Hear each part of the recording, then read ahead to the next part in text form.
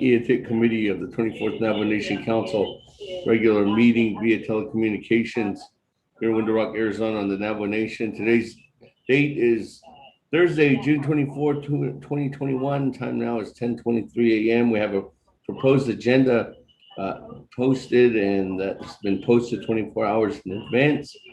So presiding is myself, Seth Damon, Speaker of the 24th Navajo Nation Council. With that, let's go ahead and go for a roll call. See if we do have a quorum this morning. Good morning, honorable committee members. Honorable Elmer Begay. Honorable Elmer Begay. Honorable Elmer Begay did not answer roll call. This is Elmer Begay. I'm present. Honorable Elmer Begay answered roll call. Honorable Key Allen Begay Jr. Honorable Key Allen Begay Jr. Honorable Key Allen Begay Jr. did not answer roll call. Honorable Paul Begay. Delegate Paul Begay is present. Honorable Paul Begay is present. Honorable Nathaniel Brown. Honorable Nathaniel Brown. Honorable Nathaniel Brown did not answer roll call. Honorable Eugenia Charles Newton. Charles Newton is present. Honorable Eugenia Charles Newton answered roll call. Honorable Amber Canasba Crotty.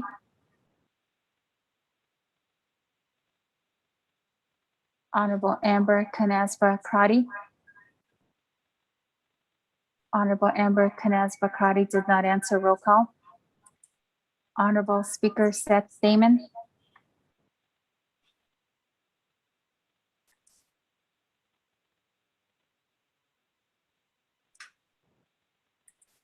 Honorable Speaker Seth Damon.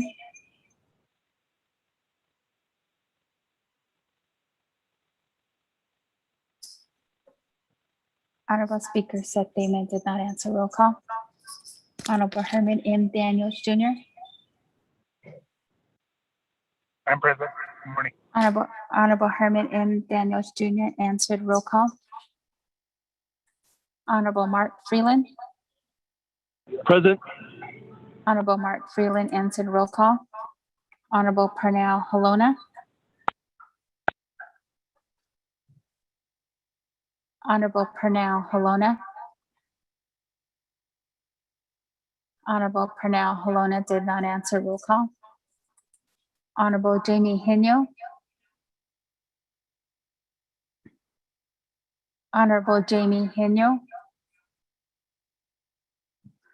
Honorable Jamie Henyo did not answer roll call.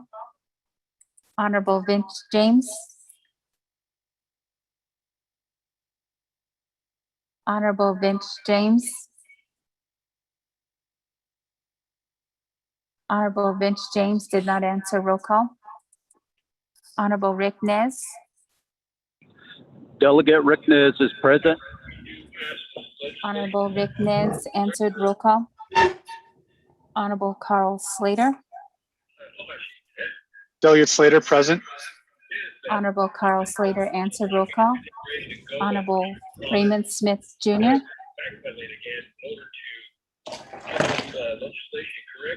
Honorable Raymond Smith Jr. Honorable Raymond Smith Jr. did not answer roll call. Honorable Wilson Stewart Jr. Honorable Wilson Stewart Jr. Honorable Wilson Stewart Jr. did not answer roll call. Honorable Charlene So. Honorable Charlene So. Honorable Charlene So did not answer roll call. Honorable Daniel So. I'm here. Honorable Daniel So answered roll call. Honorable Eugene So. Closest K. Oh, Honorable Eugene So answered roll call. Honorable Otoso. Honorable Otoso. Honorable Otoso did not answer. Roll call. Honorable Thomas Walker Jr. Thomas Walker is present. Honorable Thomas Walker Jr. answered. Roll call. Honorable Edison Winika. Honorable Edison Winika is present. Honorable Edwin Yazi. Honorable Edwin Yazi. Honorable Edwin Yazi did not answer. Roll call. Honorable Jimmy Yellowhair. Honorable Jimmy Yellowhair. Honorable Jimmy Yellowhair did not answer. Roll call. Going back up.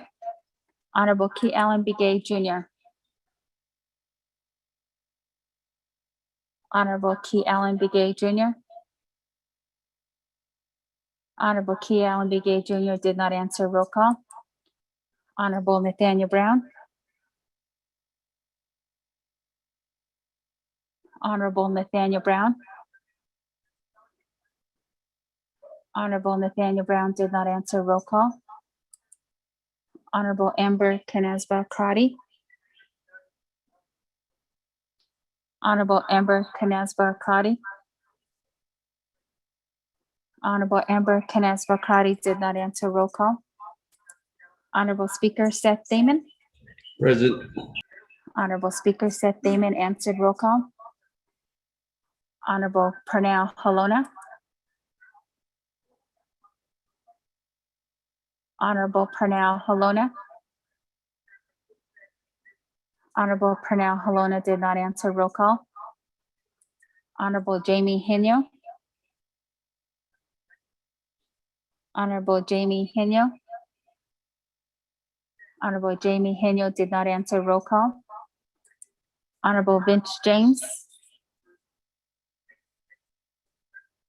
Honorable Vince James.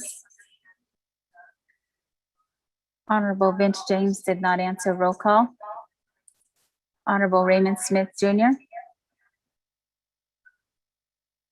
Honorable Raymond Smith Jr. Honorable Raymond Smith Jr. did not answer. Roll call. Honorable Wilson Stewart Jr. Present. Honorable Wilson Stewart Jr. answered. Roll call. Honorable Charlene So. Honorable Charlene So. Honorable Charlene So did not answer. Roll call. Honorable Oto So. Honorable Oto So. Honorable Oto So did not answer. Roll call. Honorable Edmund Yazi. Honorable Edmund Yazi. Honorable Edmund Yazi did not answer. Roll call. Honorable Jimmy Yellowhair. Honorable Jimmy Yellowhair. Honorable Jimmy Yellowhair did not answer. Roll call.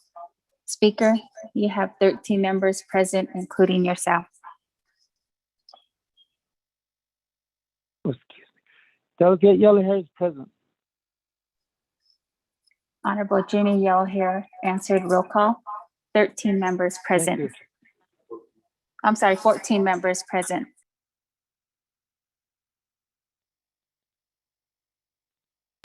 Speaker, this is Delegate Charles Newton. Thank you very much. Good morning, Madam Chair.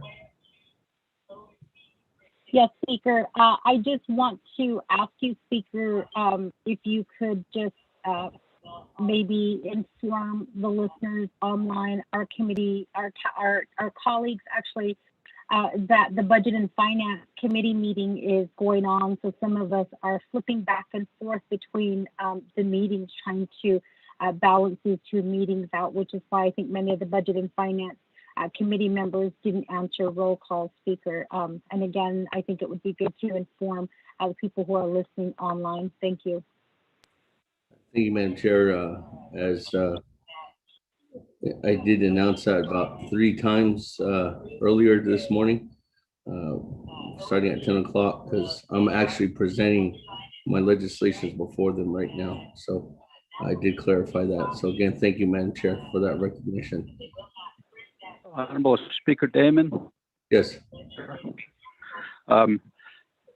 Honorable Kealan Begay text, and he's excused at the Arizona Legislature with Honorable Nate Brown and Honorable Vince James, for your information. Thank you. Yes, thank you. With that, thank you, colleagues. Let's go ahead and continue on down.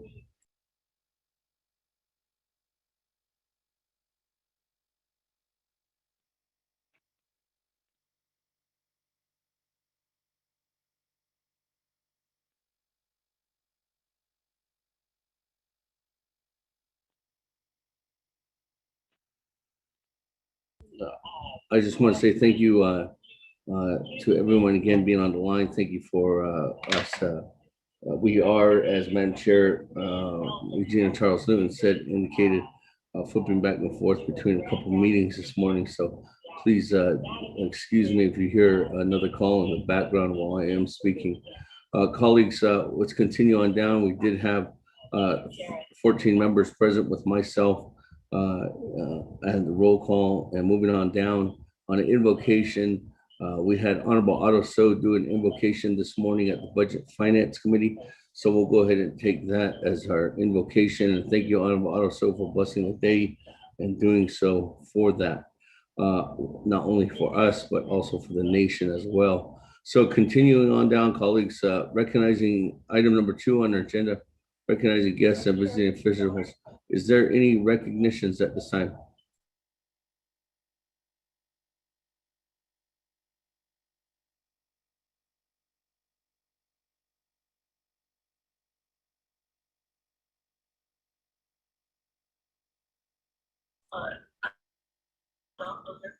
If there's none, let's go ahead and continue on down. Mr. Rico, item number 3, review and adopt the agenda. If you could read the agenda into the record, and then we can go on from there. I'll get a motion in a second after the record, after the agenda is read into the record. That, Mr. Rico, all yours. Thank you, Mr. Speaker, and good morning, Naa'bik'iyati Committee. This is the agenda for the Naa'bik'iyati Committee of the 24th Navajo Nation Council regular meeting via telecommunications, Window Rock Navajo Nation, Thursday, June 24th, 2021. Proposed agenda, presiding chair, Honorable Seth Damon, Speaker, 24th Navajo Nation Council. 1, call meeting to order. Roll call invocation. 2, recognize guests and visiting officials. 2-minute limit per delegate. 3, review and adopt the agenda. 4, review and adopt the journals. There's 1 journal, June 10th, 2021. 5, receive reports, none. 6, old business, none. 7, new business. New business A, legislation 0096-21. New business B, legislation 0099-21. 8, close of meeting, announcements, adjournment. Mr. Speaker. Thank you very much, Mr. Rico. With that, Ms. Soto, can you put down also as well that Honorable Charlene So will be excused this morning. Colleagues, with that, is there a motion on our agenda? Motion by Charles Newton. Good morning, Madam Chair. Again, motion. Is there a second? Second, Delegate Paul Begay. Good morning, Honorable Paul Begay.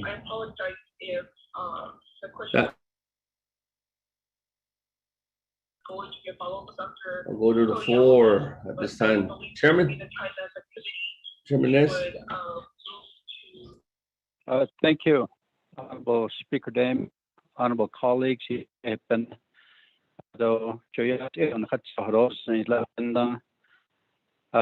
would like to make a motion for Amendment 1 to add legislation 0097-21 and 0098-21, the 2 legislations that I'm sponsoring. Thank you.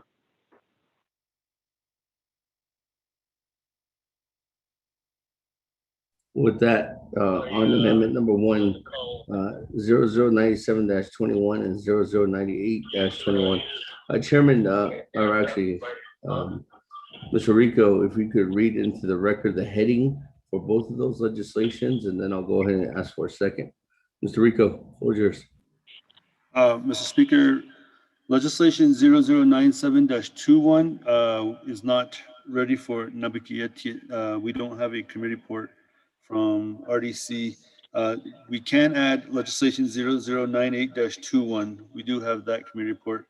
That legislation 0098-21, an action relating to resource and development, Naa'bik'iyati committees, and the Navajo Nation Council, rescinding CMA-16-20 entitled An Action Relating to an Emergency Regarding the COVID-19 Virus within the territorial jurisdiction of the Navajo Nation, ensuring safe protection upon roads within the Navajo Nation by declaring all Navajo Nation owned and maintained roads shall be closed to all visitors and tourists, sponsored by Honorable Chairman Ricky Nez, co-sponsored by Honorable Herman M. Daniels, Jr.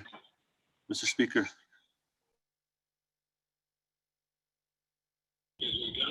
Thank you very much. Chairman, with that recognition of the legislations, 0097-21 is actually not available. So is your motion going to continue to move forward with legislation 0098-21? Chairman. Thank you, Honorable Speaker Damon. I'll withdraw that request for 97, but continue with 98. Thank you. Thank you. That, colleague, says that legislation heading has been read into the record. Chairman Nez is motioning to add on legislation 98-21. Colleagues, is there a second? Charles Newton will Delegate second. Yellowhair.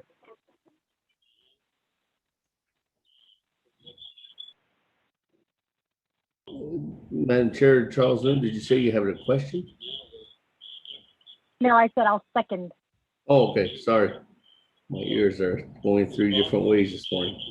Okay, with that, second by Madam Chair Charles Litton. That, colleagues, let me go ahead and continue on. Is there any comments or questions at this time? Question, Delegate Daniel. All right, Chairman Daniel So on the motion, and then followed up by Honorable Eugene So. Chairman, good morning, floor is yours. Good morning. Could I hear, and this is to legislative staff, good morning, Senators Sakado Saquez and Kwagi. Thank you, Chairman Seth Damon, Auto Moving Parties. I have a question on the status of 0093 and 0095.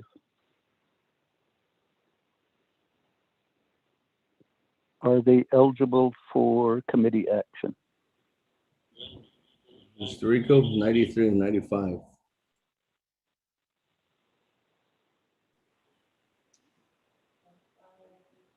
Mr. Speaker, and members of the Naa'bik'iyati Committee, 0093 is ready, and I'm double checking right now on 0095. Okay, and 0095 is final authority at Hess. Mr. Speaker.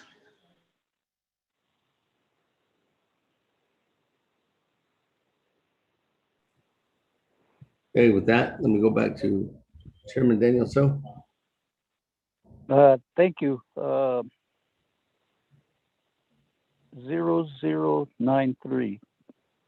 Is that part of the draft agenda? Or do I have to ask motioning parties to add 0093? No, Chairman, you would have to ask the motioning party to add that on. Hagushila, who are the new moving parties? Chairman Nez and Madam Chair Charles Litton is holding the second. Okay, thank you. Satsila, Honorable Chair Rick Nez, I'd like to request that we add 0093-21 to the agenda.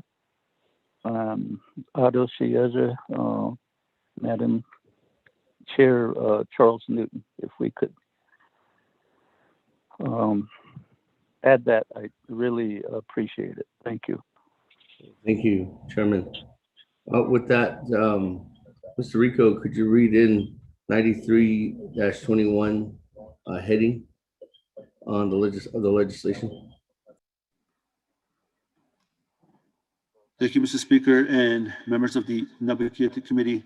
Tracking number 0093-21 is an act relating to law and order, health, education, and human services, Naa'bik'iyati Committees and Navajo Nation Council, amending section 1703E of the Navajo Nation Child Support Enforcement Act, Title IX, Navajo Nation Code, sponsored by Honorable Chairman Daniel E. So. Mr. Speaker.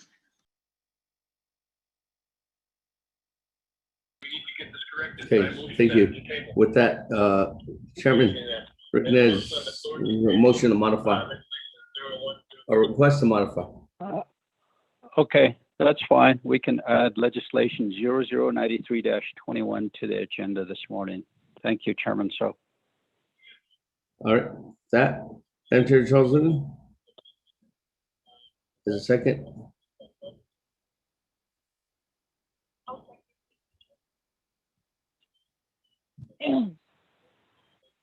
Madam Chair Charles Newton.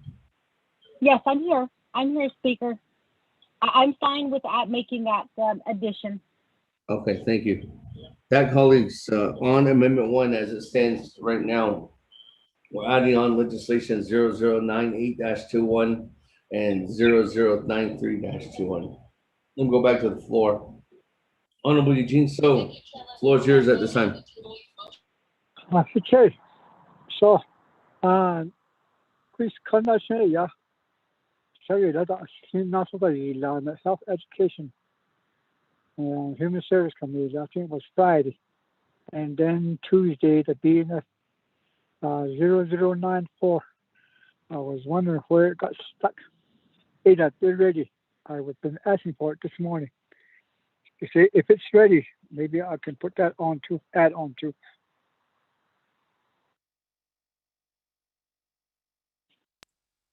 Uh, 0094-21, Mr. Rico. Mr. Speaker and members of the Naa'bik'iyati Committee, that legislation is ready. It was sent out to the Navajo Nation Council at around 10:30 this morning. I can read it into the record right now. Tracking number 0094-21, in action relating to health, education, and human services, budget and finance, and Naa'bik'iyati Committees and Navajo Nation Council, enacting the Navajo Nation CARES Fund Phase 2 Hardship Assistance Expenditure Plan, allocating Navajo Nation CARES Fund investment earnings thereto, sponsored by Honorable Eugene So, co-sponsored by Honorable Kealan Begay Jr., co-sponsored by Honorable Eugenia Charles Newton, co-sponsored by Honorable Mark A. Freeland, co-sponsored by Honorable Pernell Halona, and co-sponsored by Honorable Vice Chair Carl R. Slater. Mr. Speaker. Thank you very much. With that, is there a request to modify?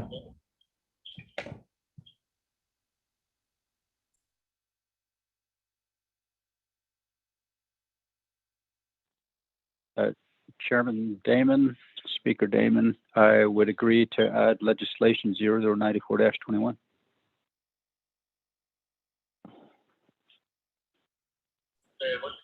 Thank you very much. That, Madam Chair Charles Newton, request to modify to add 90. I'm good with it. Well, great. I'm good with that, Speaker. Okay, great. Thank you. That, colleagues, again, as it stands right now, on Amendment 1 held by Honorable Chairman Rick Nez, second by Madam Chair Charles Newton, we're adding on legislation 0098-21, 0093-21, and 0094-21. Colleagues, is there any other comments, questions at this time on Amendment number 1?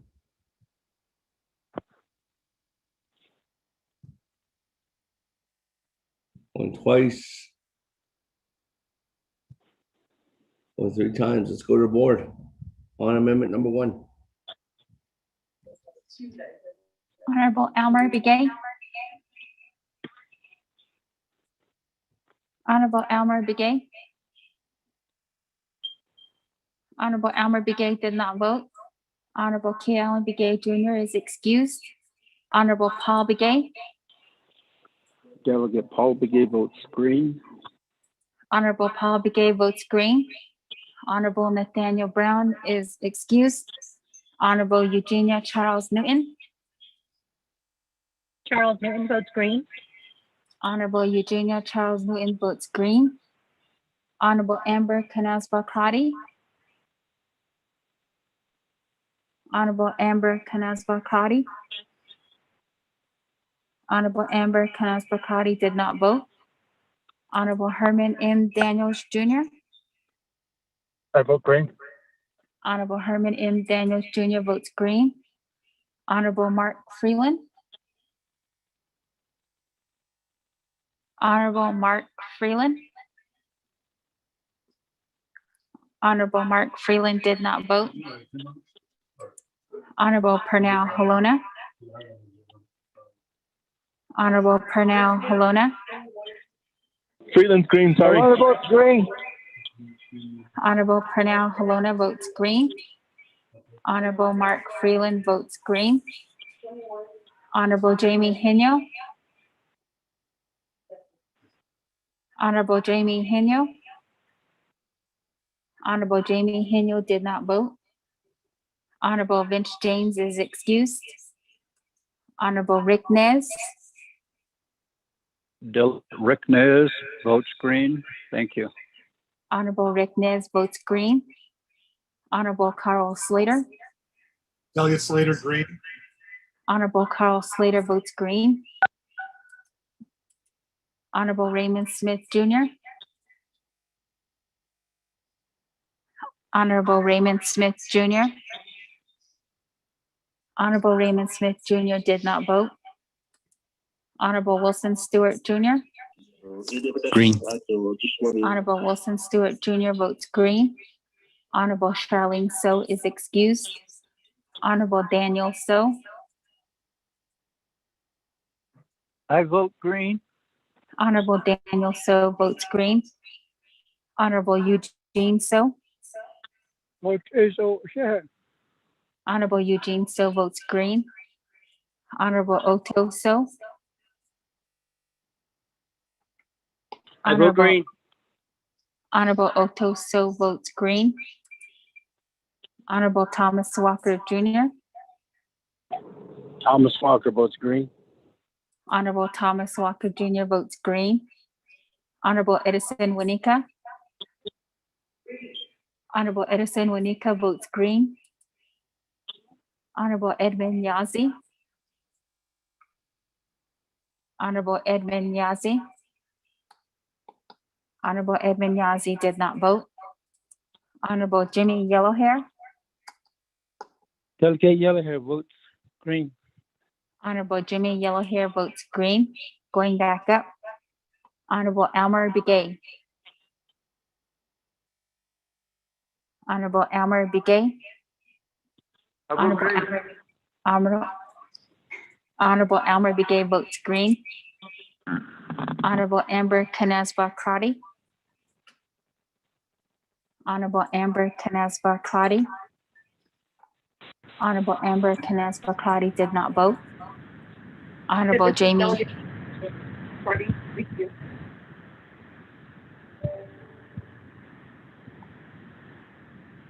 vote green.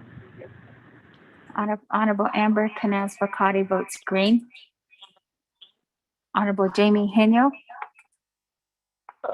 Michaela, good morning. Speaker, Chairman. Question, the privilege will be, what are we voting on?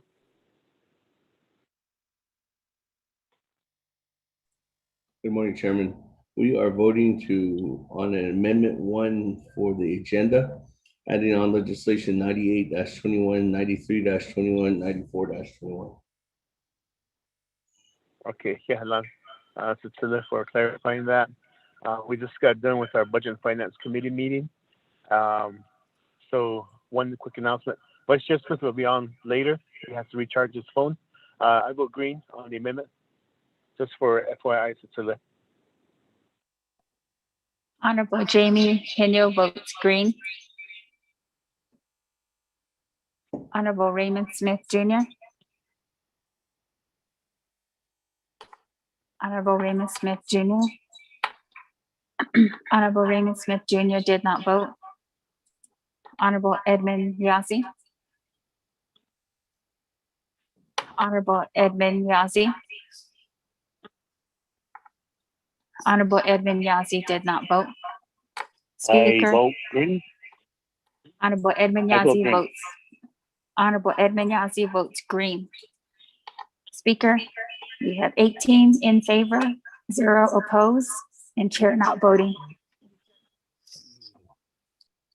Thank you. 18 in favor, 0 opposed, chair not voting on amendment number 1. That motion carries. Back to the main motion, colleagues, on the agenda. At this time, I do not have anybody in the queue on the main motion of the Mr. agenda. Speaker, this is Manuel. Yes, Mr. Rico. For the record, Delegate James voted green via text on the last vote. Okay, for the record, changing the vote from then, Ms. Soto, does that change it from 18 to 19 in favor? Yes, Speaker. Okay, with that, colleagues, with James, Honorable James' vote, the vote will change from 19 in favor, 0 opposed. Chair not voting on amendment number 1. So with that, colleagues, let me go back to the floor. Is there any other discussion items on our agenda today? Speaker, Hello? Speaker, can you hear me? Yes. Chairman? Yeah, I know that this is Edmund, sir. I kind of got on late on the call, but I just wanted to bring up an item and maybe just direct us through yourself, Speaker, to you, to write a letter to Mr. Shabala and the Historic Department in reference to pending approvals on home site lease art clearances. BIA is waiting, Eastern and Crown Point, for at least 100 home sites that need to be approved by the superintendent, Mr. Lester Sosi. So I just wanted to bring that up to you, sir. Quite concerning, and 100 people are waiting for their home sites, sir. Hey, thank you. We can work, I'll have staff reach out to you, then we can formally get a notice out to them. Chairman. Thank you, Speaker. All right, that, colleagues, any other discussion items on our agenda? There's none. Let's go to the board with one amendment to approve our agenda. Mr. Rico, we do a recap. Mr. Speaker and members of the Naa'bik'iyati Committee, you have one amendment. Amendment 1 is to add legislation 009821.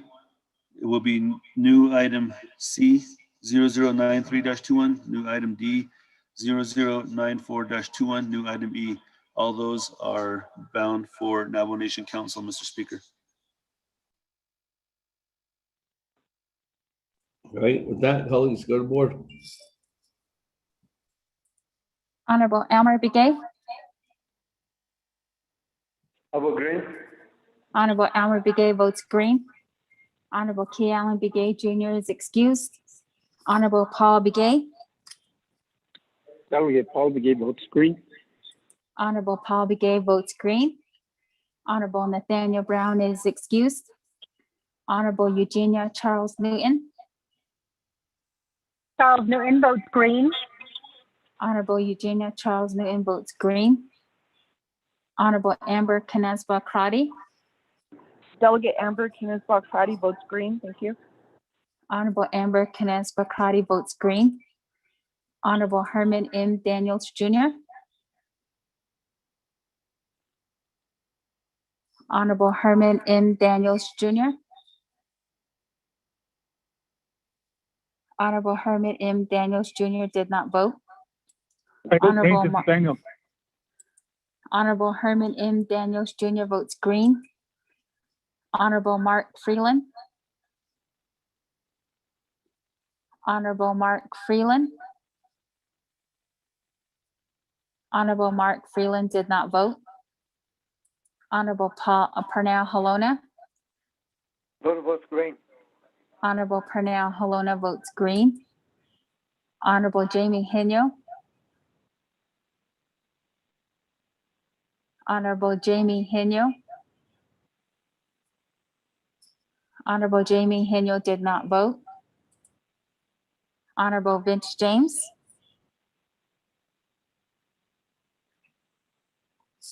Honorable Vince James. Honorable Vince James did not vote. Honorable Rick Nez. Nez votes green. Honorable Rick Nez votes green. Honorable Carl Slater. Delegate Slater, green. Honorable Carl Slater votes green. Honorable Raymond Smith Jr. Honorable Raymond Smith Jr. Honorable Raymond Smith Jr. did not vote.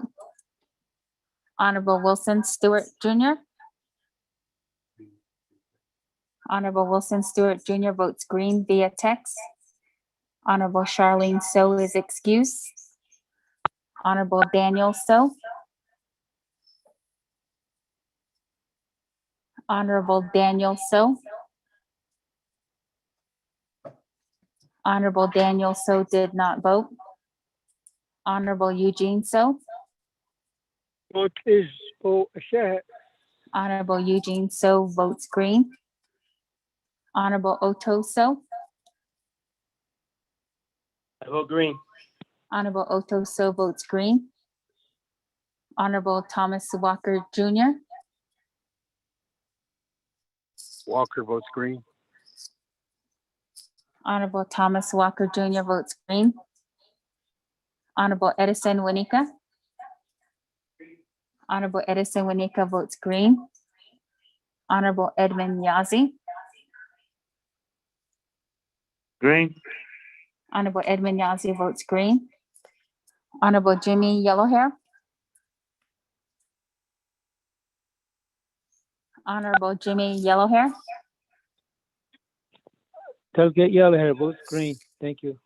Honorable Jimmy Yellowhair votes green. Going back up. Honorable Mark Freeland. Honorable Mark Freeland. Honorable Mark Freeland did not vote. Honorable Jamie Henyo. Honorable Jamie Henyo. Honorable Jamie Henyo did not vote. Honorable Vince James. Honorable Vince James. Honorable Vince James did not vote. Honorable Raymond Smith Jr. Honorable Raymond Smith Jr. Honorable Raymond Smith Jr. did not vote. Honorable Daniel So. Honorable Daniel So. Honorable Daniel So did not vote. Speaker, you have 15 in favor, 0 opposed, and chair not voting.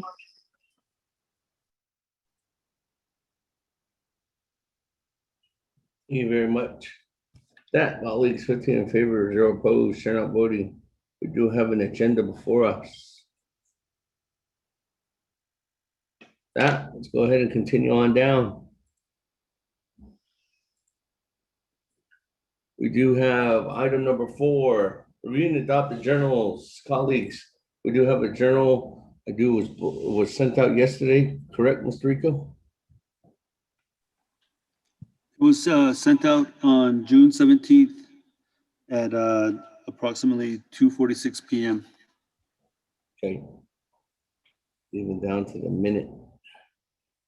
Colleagues, that should be in your emails. That is the journal for June 10th, 2021. What is the will of the committee? Motion to accept the journal. Motion to accept the journals. Is that Honorable Helona? Yes, sir. Hello. Good morning, Thank you. Honorable. Good morning, sir. All right, motion, Honorable Helona, accept the journals. Is there a second? Delegate Yellow Hair. Good morning, Honorable Yellow Hair. Second. That Good morning. colleagues, comments, questions on the journals or the one journal? There's none. Let's go to the board. We have a motion, a second. Motion by Honorable Helona, second by Honorable Jimmy Yellow Hair. Colleagues, vote on accepting this. Honorable Elmer Begay. Honorable Elmer Begay. Honorable Elmer Begay did not vote. Honorable Key Allen Begay Jr. is Voting green. excused. Honorable Elmer Begay votes green. Honorable Paul Begay. Delegate Paul Begay votes green. Honorable Paul Begay votes green. Honorable Nathaniel Brown is excused. Honorable Eugenia Charles Newton. Honorable Eugenia Charles Newton.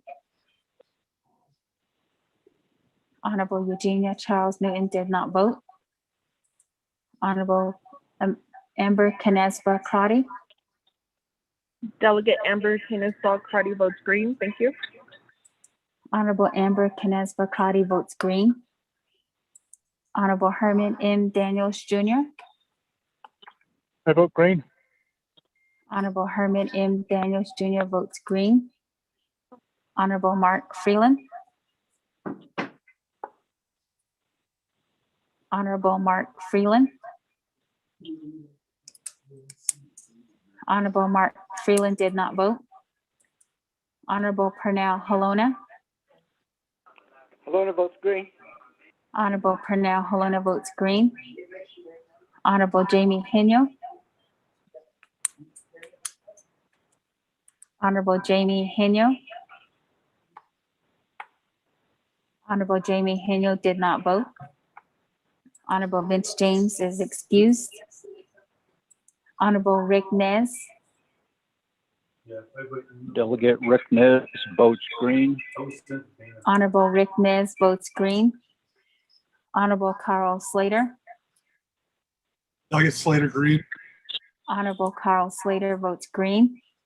Honorable Raymond Smith Jr. Honorable Raymond Smith Jr.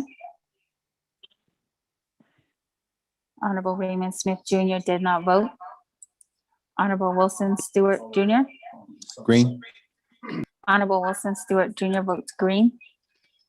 Honorable Charlene So is excused. Honorable Daniel So. I vote green. Honorable Daniel So votes green. Honorable Eugene So. Vote is, Honorable Eugene So votes green. Honorable Otto So. Honorable Otto So. I vote green. Honorable Otto So votes green. Honorable Thomas Walker Jr. Honorable Thomas Walker Jr. Thomas Walker votes green. Honorable Thomas Walker Jr. votes green. Honorable Edison Winika. Honorable Edison Winika votes green. Honorable Edmund Yazzie. Green. Honorable Edmund Yazzie votes green. Honorable Jimmy Yellowhair. I vote green. Honorable Jimmy Yellowhair votes green. Going back up. Honorable Eugenia Charles Newton. Charles Newton votes green. Honorable Eugenia Charles Newton votes green. Honorable Mark Freeland. Honorable Mark Freeland. Honorable Mark Freeland did not vote. Honorable Jamie Henyo. Honorable Jamie Henyo. Honorable Jamie Henyo did not vote. Honorable Raymond Smith Jr. Honorable Raymond Smith Jr. Honorable Raymond Smith Jr. did not vote. Speaker, we have 16 in favor, 0 opposed, and chair not voting.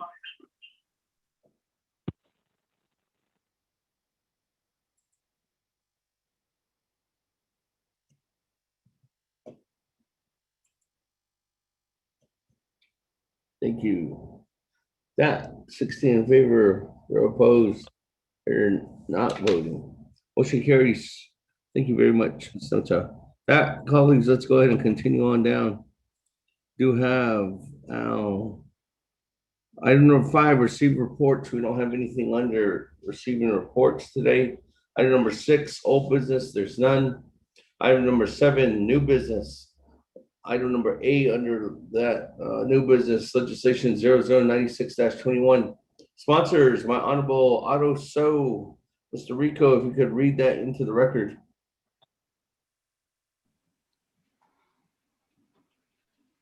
Thank you, Mr. Speaker and members of the Naa'bik'iyati Committee.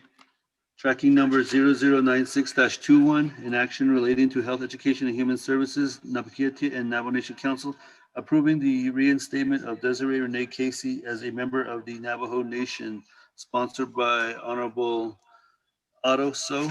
You do have one committee report from the Health Education and Human Services Committee that recommend a due pass with no amendments. This legislation is bound for the Navajo Nation Council. Mr. Speaker.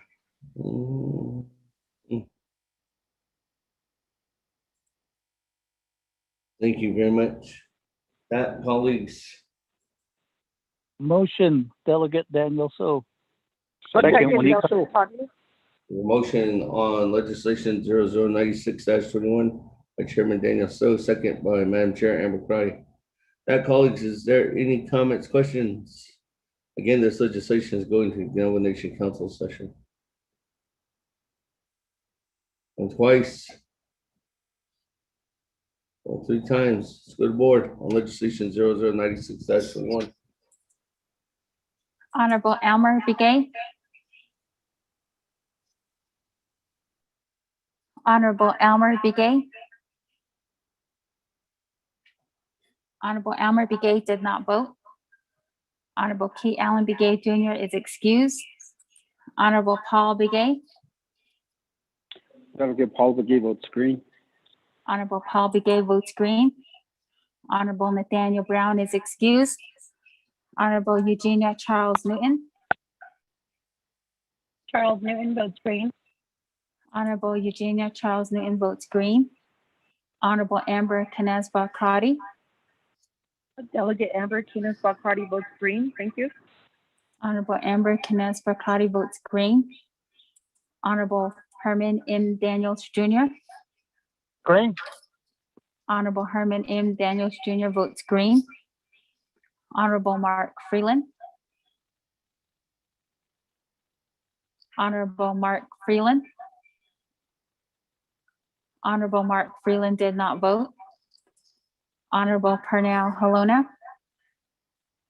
Moon votes green. Honorable Pernell Halona votes green. Honorable Jamie Henyo. Honorable Jamie Henyo. Honorable Jamie Henyo did not vote. Honorable Vince James is excused. Honorable Rick Nez. Delegate Rick Nez votes green. Honorable Rick Nez votes green. Honorable Carl Slater. Delegate Slater, green. Honorable Carl Slater votes green. Honorable Raymond Smith Jr. Honorable Raymond Smith Jr. Honorable Raymond Smith Jr. did not vote. Honorable Wilson Stewart Jr. Honorable Wilson Stewart Jr. Honorable Wilson Stewart Jr. did not vote.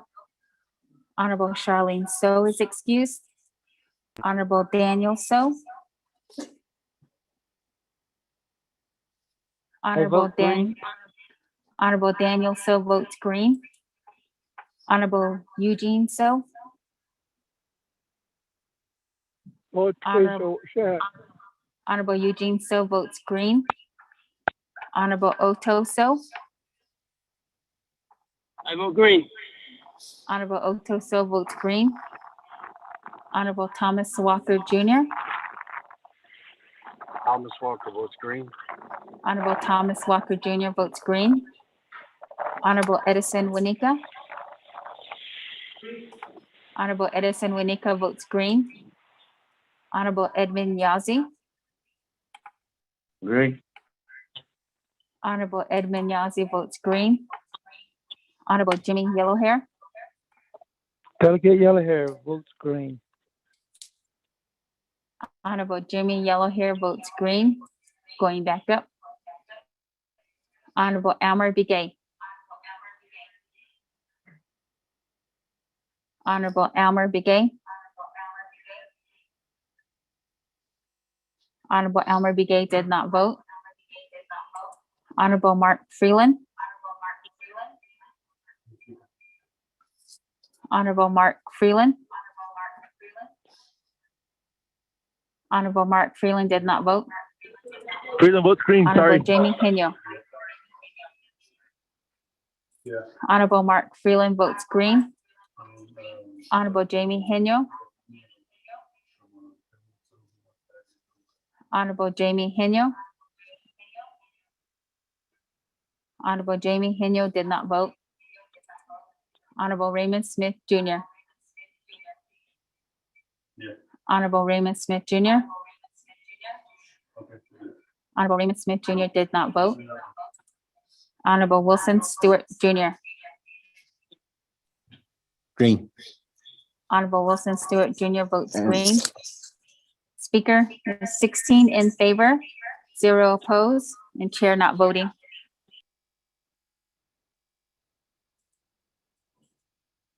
That 16 in favor, 0 opposed, chair not voting, motion carries. Thank you very much. That Honorable Otto So. Thank you very much, members of the Navajo Nation Council, Naa'bik'iyati Committee. Could all, I think, from the deep onion, so it's deep for the reinstatement for Desiree Casey back into the Navajo Nation. I appreciate your vote.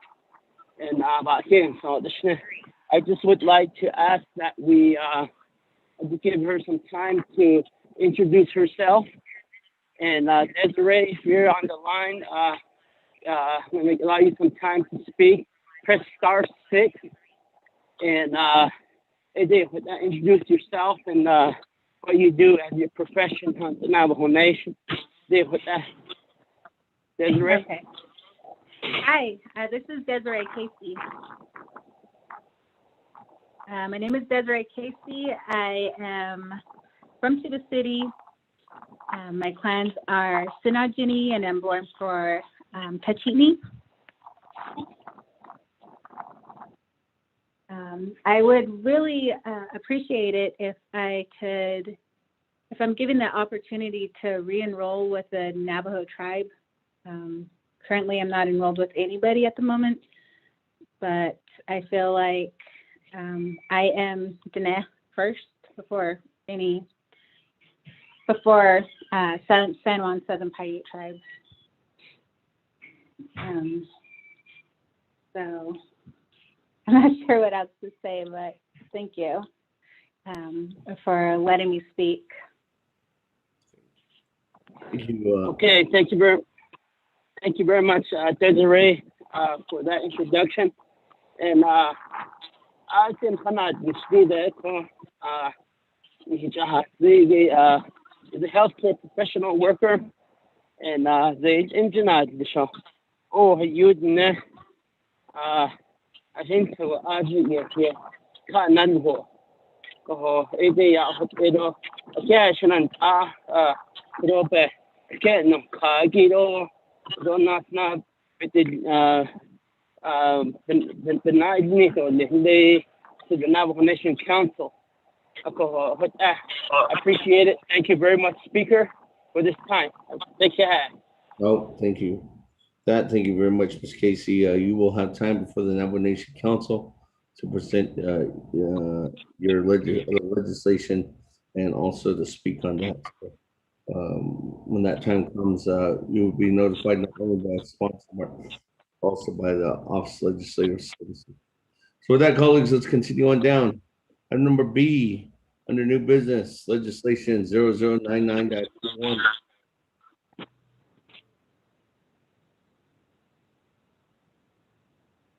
0099-21, sponsored by Chairman Daniel Soto, second by Honorable Paul Begay, or actually co-sponsored by Honorable Paul Begay, and then also co-sponsored by Honorable Anderson. Colleagues, if you could mute your phone, staff could get that.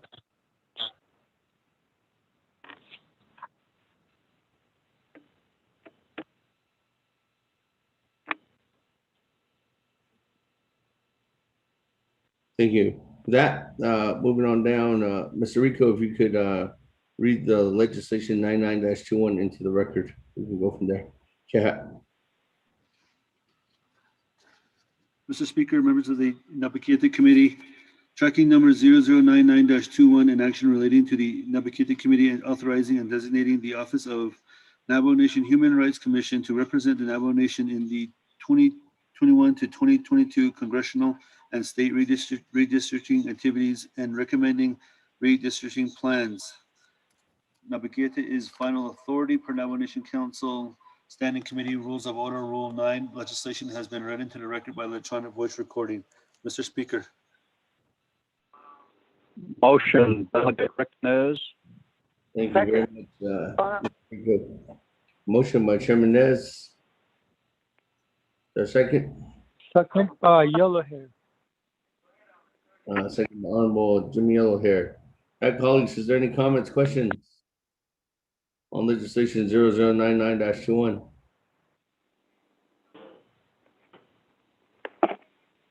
One second. Well, 3 times. Go to board on legislation 0099-21. Honorable Elmer Begay. Honorable Elmer Begay. Honorable Elmer Begay did not vote. Honorable Key Allen Begay Jr. is excused. Honorable Paul Begay. Honorable Paul Begay. Honorable Paul Begay did not vote. Honorable Nathaniel Brown is excused. Honorable Eugenia Charles Newton. Honorable Eugenia Charles Newton. Honorable Eugenia Charles Newton did not vote. Honorable Amber Canesba Crotty. Delegate Amber Canesba Crotty votes green. Thank you. Honorable Amber Canesba Crotty votes green. Honorable Herman M. Daniels Jr. Green. Honorable Herman M. Daniels Jr. votes green. Honorable Mark Freeland. Green. Honorable Mark Freeland votes green. Honorable Pernell Halona. Halona votes green. Honorable Pernell Halona votes green.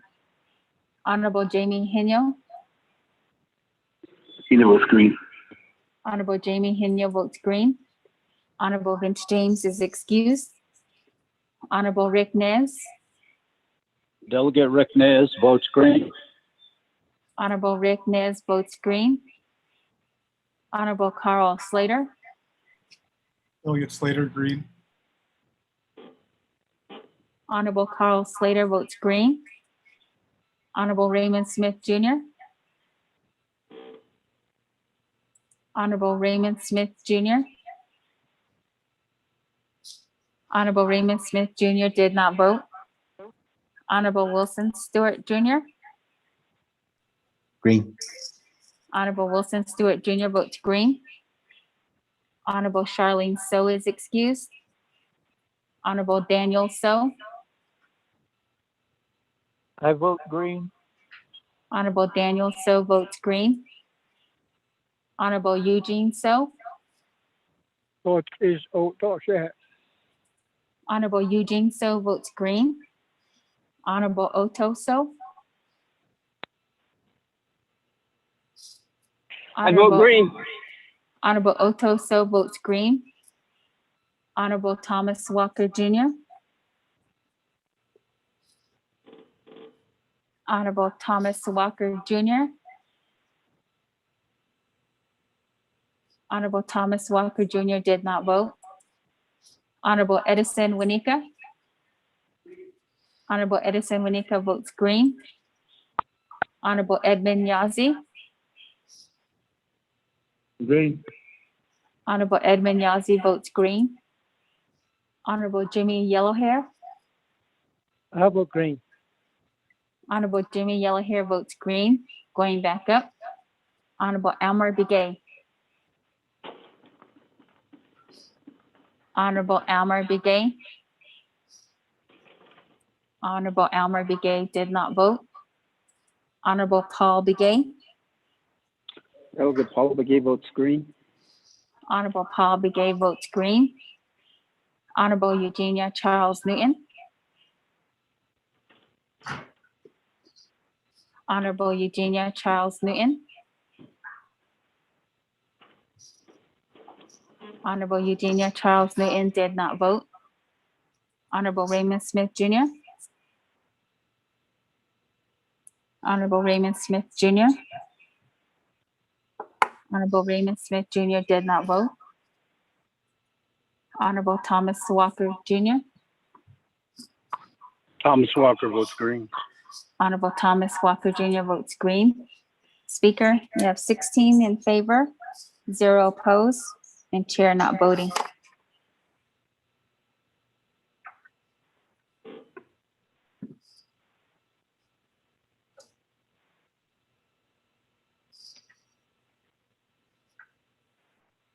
Thank you very much. That 16 in favor, 0 opposed.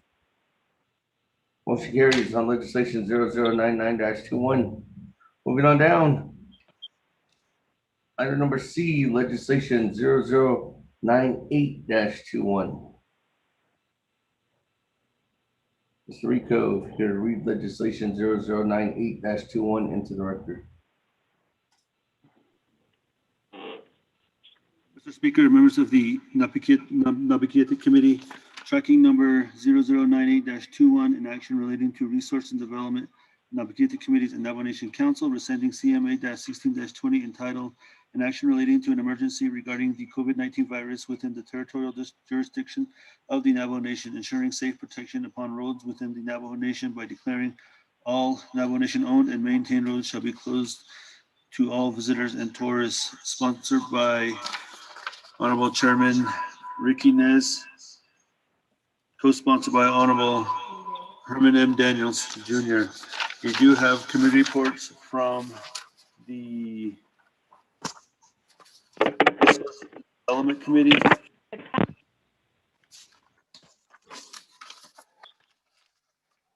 The Resource and Development Committee recommended do pass with one amendment. Amendment number 1, page 1, lines 11, insert language as follows. After Resources Development, comma, insert new language, Health, Education, and Human Services. 2, page 1, line 23, insert new paragraph B as follows. New paragraph B, new language. The Health, Education, and Human Services Committee of the Navajo Nation Council provides legislative oversight on matters involving health. 2 NNC section 400 C1.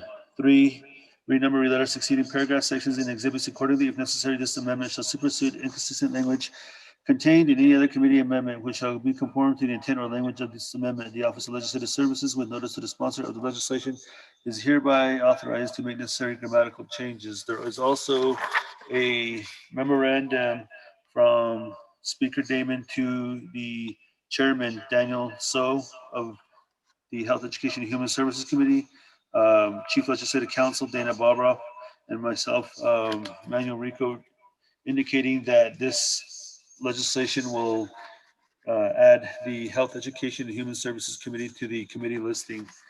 You also have a committee report from the Health, Education, and Human Services Committee that recommend a due pass with no amendments. Navajo Nation Council is final. This legislation is bound for Navajo Nation Council. Mr. Speaker.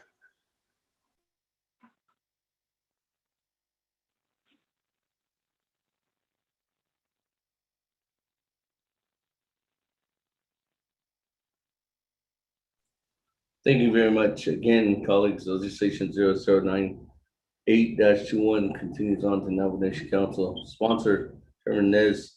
Is there any comments, questions, colleagues? Actually, is there a motion? Motion. Motion, Daniel. On legislation 0098-21. Second, Alona. Motion was that Honorable Daniels? Oh. Honorable Daniel. Second by Honorable Helena.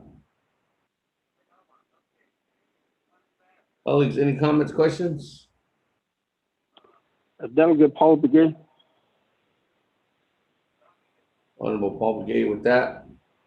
Chairman Nez, you have 20 minutes on the board. Thank you very much, Honorable Speaker Damon. Honorable colleagues, special on the clinician and I yat ehanal chodaisnal ara. Pro Sabetan Hadit legislation 0098-21. It's rescinding the resolution CMA-16-20. Ohot Era the question san hand neda atin that nil call. A cook at a nashakad or sostobic ended out so nenegate koeha. As it says, to open the roads back up to all visitors and tourists.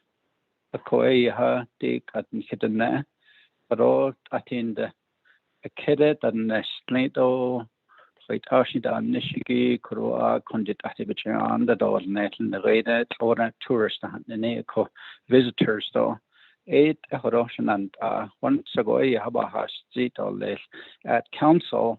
I'd like to have an agent at that time, but today I just am requesting your support on this legislation. Thank you.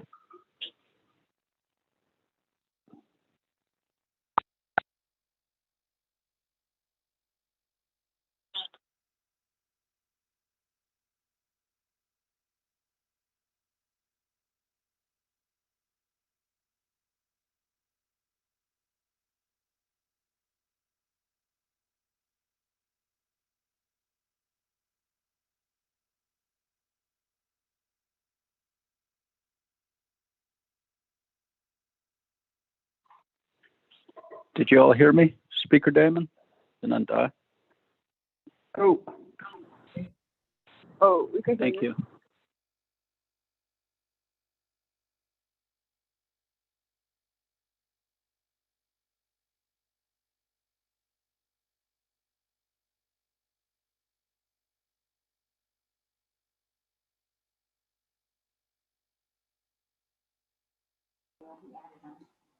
*6, Speaker, I don't see your number on there.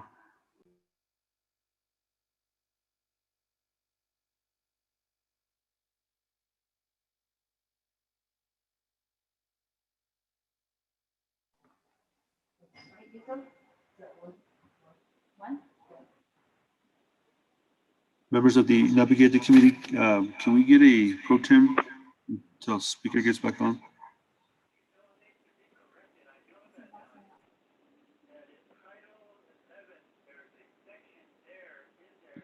Manuel, I think I can serve as that point. If there's no objection to the Naa'bik'iyati committee members. Object. Okay, Honorable,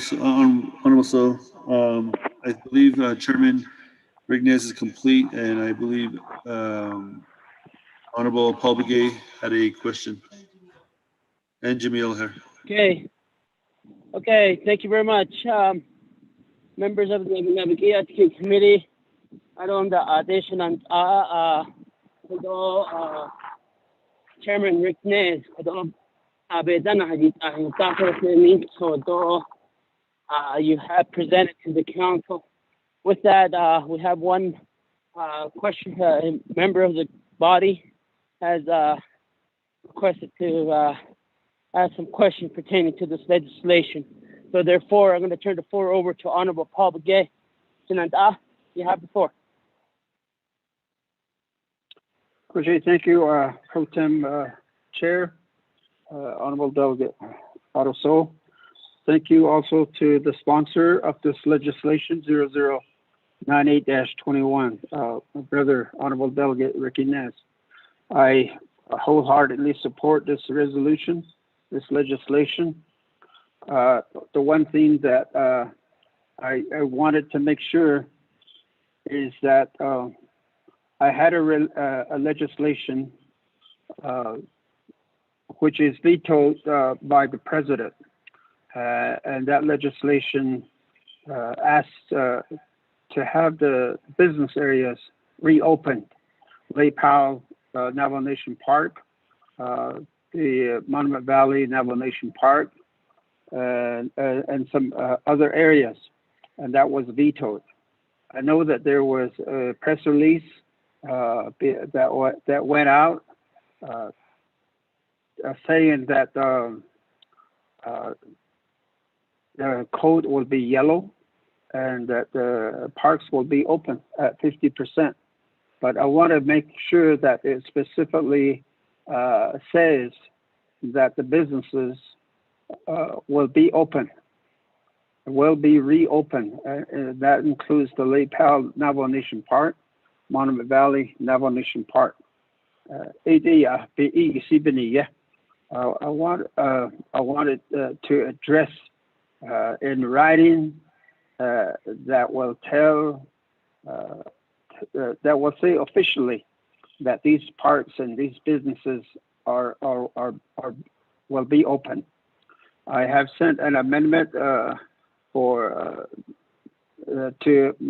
legal counsel, Mariana Khan, and I don't know if the amendment has been drafted. My understanding is in Mariana Khan's response, it says that because the public health emergency order says that the code or the Navajo Nation parks will be open with this present color code. There really isn't any need to put the 50% reopening in this legislation as an amendment. But I just wanted to be cautious and wanted to make sure that it officially states that these parks are open for sure for businesses at 50%. ADE, you see, so I'm asking the sponsor of this legislation to include this amendment in there. Again, this is just to make sure that it's written in writing officially and indicating that the businesses at Lake Powell Navajo Nation Parks, Monument Valley Parks, and other areas that was in my original legislation, that they be open and that the business are back in operation. That will conclude my remarks. Thank you. Awesome. Thank you very much, Mr. Honorable Paul Begay. I believe I'm going to turn this back over to the sponsor to answer some questions pertaining to Honorable Paul Begay. And along with it, once I turn the floor over to Honorable Rick Nez, I believe the speaker is back on the line. The Mr. Speaker, are you on the line? Yes, I'm back. Okay, once I turn over the floor over to Honorable Rick Nance, I'll turn the gavel back over to you. Thank you. Honorable Nance, you have the floor. Thank you. Thank you. Thank you, Honorable Pro Tem Chair Otto and Honorable Speaker Damon. My brother, Honorable Paul Begay, made a request. He does wholeheartedly support this legislation, and he would like, I believe, a request to make Amendment 1 to this legislation. I don't know if we received any amendment language to this legislation, Speaker Damon, but I'm okay with whatever amendments that my honorable colleagues are requesting to improve and start opening the doors to the Navajo Nation safely. Thank you, Honorable Speaker Damon. Thank you. Thank you. Thank you, Chairman, and sorry for my action. I thought you could give me a little more time. I ran to the bathroom, and I guess I just thought you were going to take more time than that. Sorry. Thank you, Honorable Otto, for taking over during that time. With that, colleagues, let me go back to Office Legislative Council. There was a request. I don't see an amendment at this time, but Ms. Khan, are you on the line, or Ms. Barbara?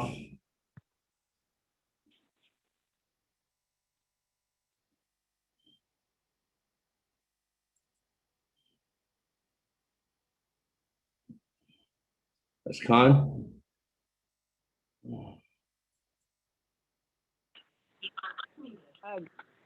Good morning.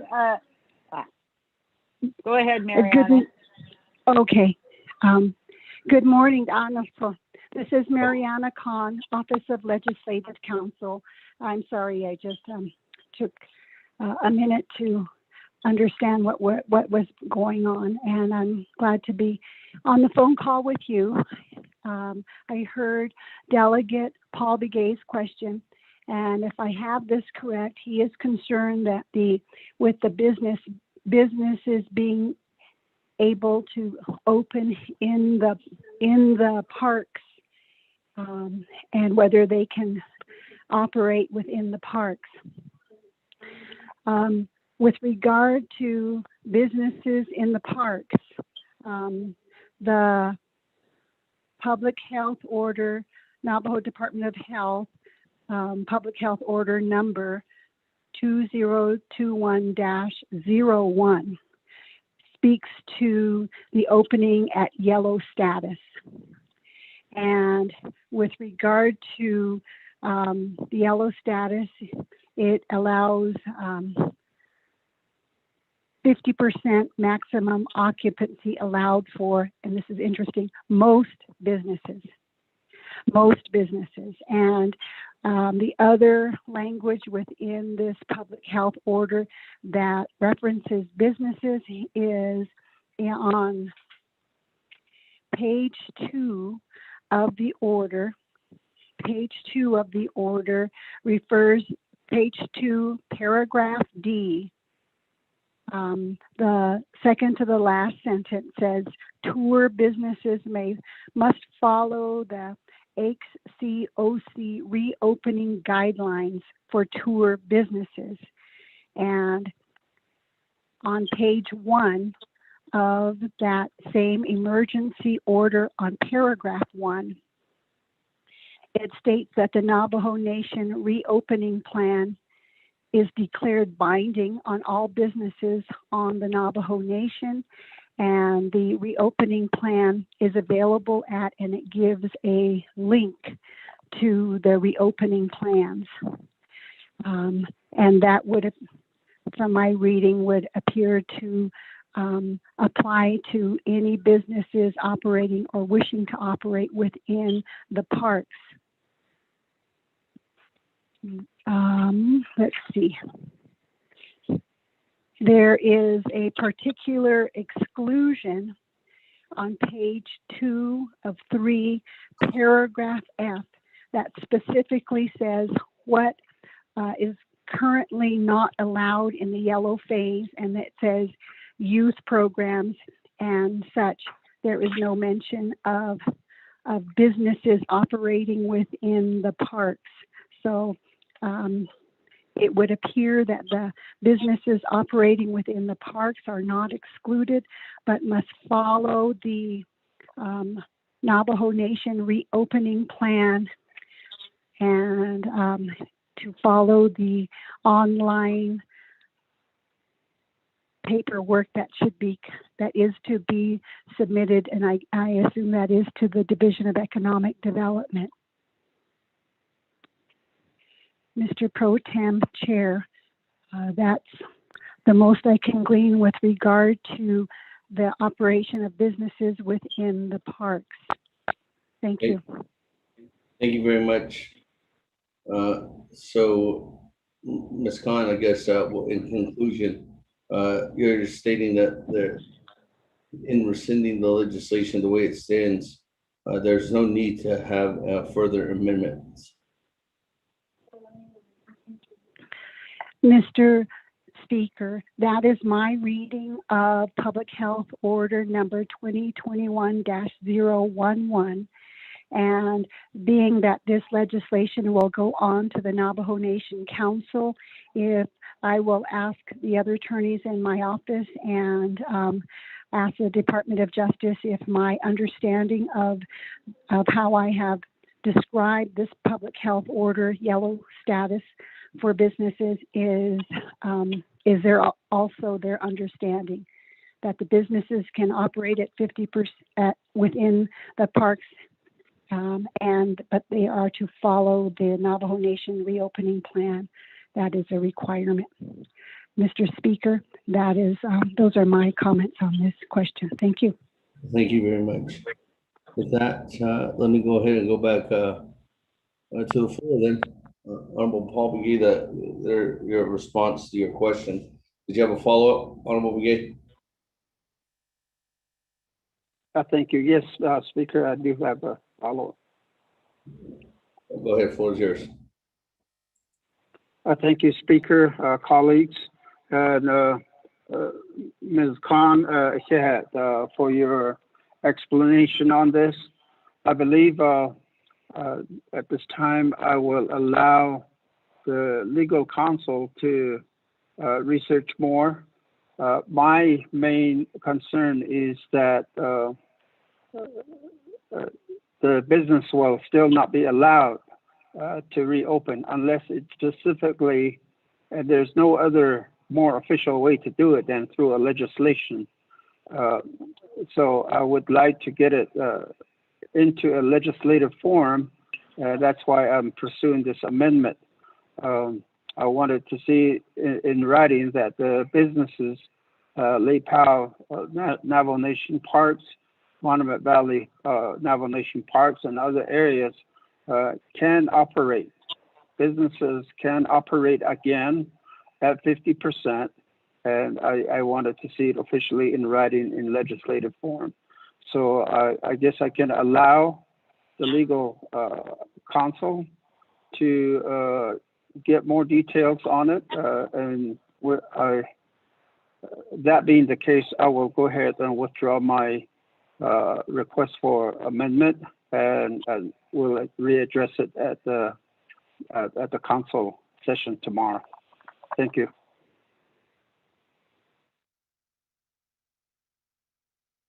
Speaker, I have a question. Delegate Tull. Eugene So has a question. With that,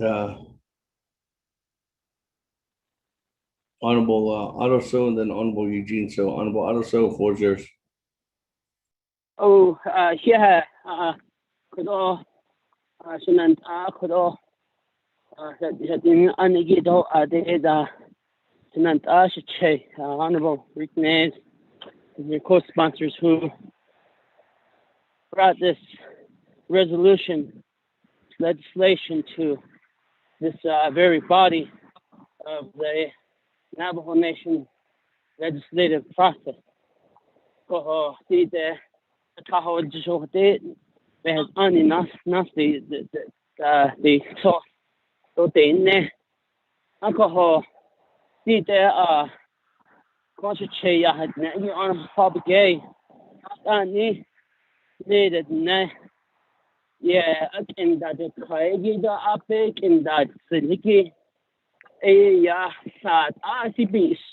Be a ties. So, Hoyat Etoli. I had it egota. Father did I think we owe it to those Navajo entrepreneurs who provide those services in those very areas that Honorable Paul Begay spoke about. Haja, I hold it ego had no hashi, quite non George was a hashi. I hold it on the kid and no hashi. Never taught times as I think president. And this is a form of our Navajo businesses that the nation shut the door on. Alcohol. I see. Yeah. To know. But I question not such a nego go be. I just keep go. I can't make a hat out of the net. That ego could all in that the net. Kodoto Tana but you need all the Kashi. Yeah. Contradicting a person. Alcohol. I see fit that we need to include some sort of language, and I think that if Honorable Paul Begay could communicate with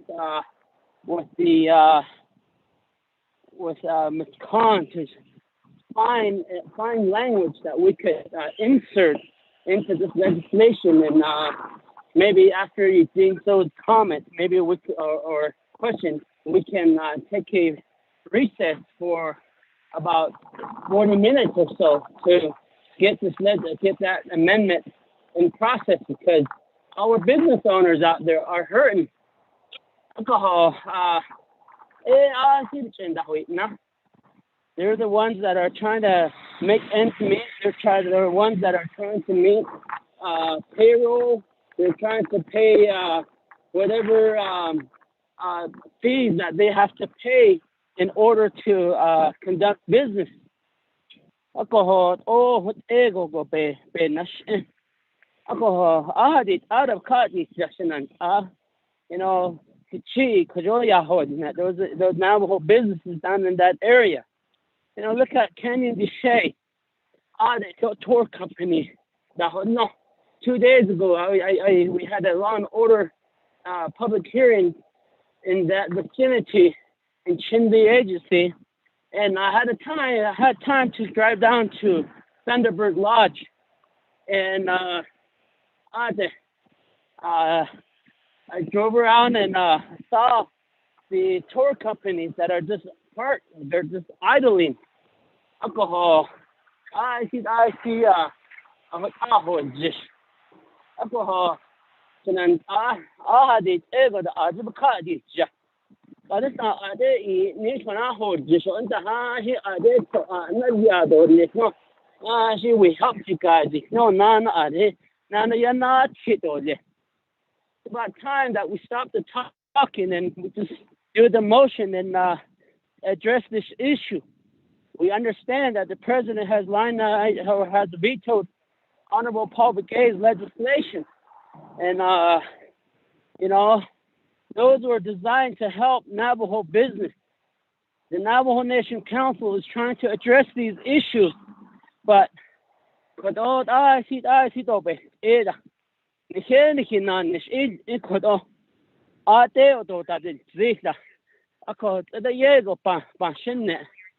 alcohol it's not not so the need the need ego alcohol ego we have to help our Navajo businesses out there. There's CDC guidelines out there that actually governs and allows the in-person meeting or how to conduct business and so forth. hot aba bed ani yajita da hanno ako ta hanno ko kosh os you what you need eat on the ko ba na she go nan on ape and that we have to find a way to try to assist him, because if we don't find this way, they're going to be out there selling. They're going to be out there moving forth with these conducting tours, and benan go go. Ade ba na so ya hente. Be so ba chini in that. Be so ba chini ya da so. Ba chini ya da so is quite which because we are not, the Navajo Nation government is not relieving any of these Navajo entrepreneurs at this time. Yeah, maybe they threw them a couple $1,000s and so forth, but and then, the realistic thing about being home, having children, you want to eat, yeah, I don't know things and. Naa'bik'iyati hapsin Naa'bik'iyati ako banda nishigi piyado ta inish ako piyado ta inish na si lago ko. It impacts their lives. It's fortunate that the Navajo Nation Council and other executive leadership and the executive branch, we have salary. Council has a $25,000 salary a year. President has a salary set at $55,000 a year. He's okay for the whole year. Or the vice president, or our division directors, or our managers. Those people out there is some that we have to get somehow address these issues to try to help them out there. I think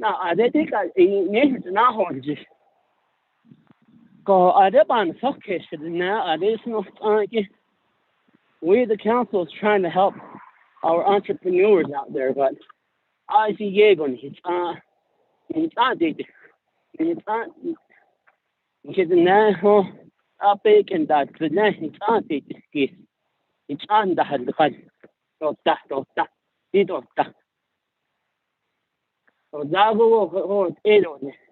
and Annie that the Hello Abic Joe and Annie Yajin Washington Deputy Yenny on the deep Abic that initial onsen and the Oban Siski. Yeah, last and yeah. Mr. Chair, this is Daniels. Put me in the queue.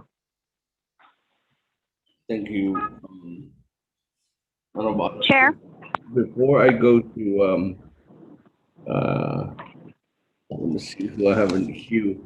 I have Honorable Paul Begay, then Honorable Eugene So, then Honorable Yellow Hair, then Honorable Daniels now. I'm gonna go to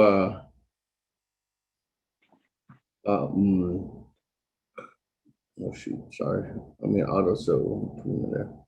I'm gonna go ask Department of Justice.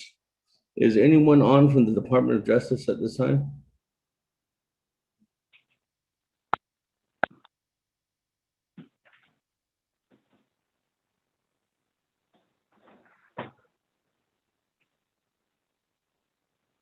Department of Justice. If you could get on the line, there's questions. Okay. Good afternoon. This is Deputy AG. I'm sorry about that. I couldn't figure out how to unmute myself on the screen. What's your question? Well, my question is referring to what Honorable Paul Begay and now spin off to Honorable Otto So is that on the public health order 2021-011, which we're talking about right now, does that apply to the parks and park businesses, and how does it apply if it does? That's my question. And that's the reason why that's the question. If it does apply, then what we've been looking for, your office to work with Office Legislative Council to get an amendment together. Okay, I'll look into that and I will respond to you shortly.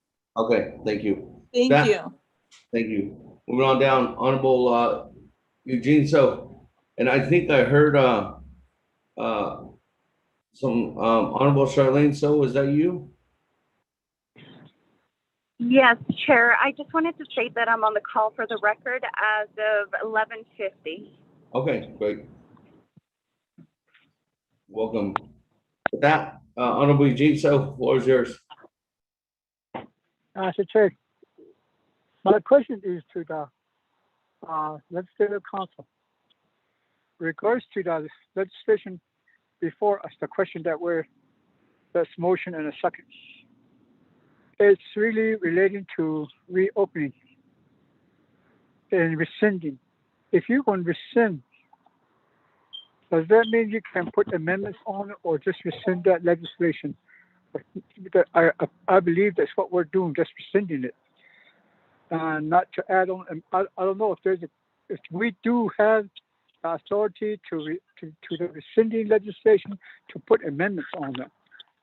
I believe I understand would be a different legislation that we can go again, but this is rescinding the legislation. Does that mean we have to amend this whole thing, or is it allowable or not allowable? It's just rescinding to the legal counsel. Thank you.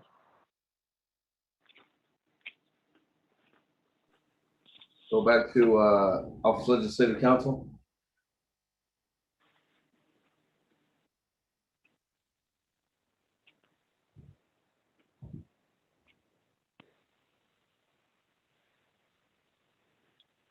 Thank you, Speaker. This is Miss Barbara. Thank you.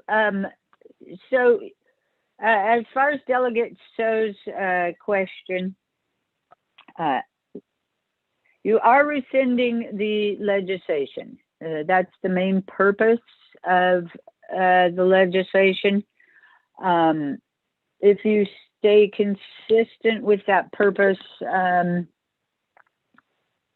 you can do additional amendments, as long as you can't amend the legislation you're rescinding, but you could do additional amendments that incorporate how the legislation will affect public health orders or such. So I think that what Delegate Paul Begay is asking Office of Legislative Counsel to look at, it's not prohibited. It will just need to be consistent with the purposes. I hope that's helpful. Thank you. Mr. Speaker, this is DOJ. Yes. 2021-011 Public Health Emergency Order states that the yellow status applies to businesses. And then it elaborates on restaurants and dining facilities and the provisions for them, for personal care and services, for casinos. And then it also addresses lodging and hotels, including campgrounds and RV parks, all of which are allowed at 50% of maximum occupancy. It does not explicitly address, that I can tell, I don't see it in here, the parks. Okay, thank you. You're welcome. But it does address business in parks though, right? You're talking about businesses like restaurants in parks, or if there's a restaurant in a park. It says restaurants and doesn't make a distinction about the location, except that it addresses restaurants with permanent outdoor dining may provide outdoor dining at 50% of maximum occupancy. Okay. Restaurants without permanent outdoor dining are allowed up to 10 outdoor tables, maximum of 4 persons per table. And so long as social distancing between tables is enforced. Okay, thank you. You're welcome. That, colleagues, I'm gonna continue on down. Honorable Jamilo here, floor is yours. Hello, Yate. Yate, good morning.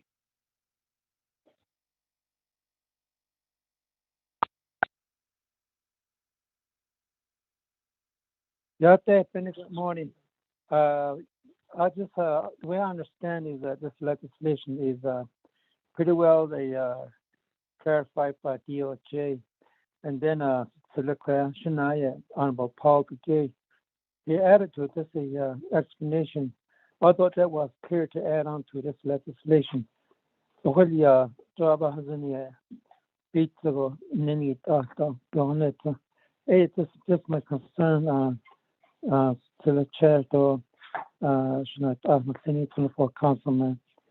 On Soba is there are supported behind it too, as is to Hon Soba has speedily. Thank you to give me the floor to this speaker. Damon. Go back on mute now. Thank you. With that, let me go ahead and continue on down. Back to the floor. Honorable Daniel, floor is yours at this time. Thank you, Mr. Chair. Naa'bik'iyati committee members, 24th Council, with all colleagues, out of the Legislative Council, the DOJ, certainly my brother, for bringing this legislation before the Naa'bik'iyati committee today. Chairman Ness, I see this is a very important legislation. My brother, Delegate Paul Begay, my chief, that Delegate Chairman Otto So, and Junoyan has upon the grade at the Naa'bik'iyati. Yesterday, myself and Delegate Paul Begay, we met with Monument Valley tour operators. There's like close to 40 tour operators that we met with at Monument Valley. So I see I see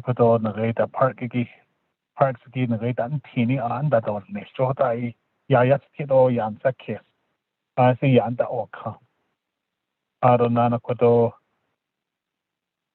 what delegate out of so you had ziggy them.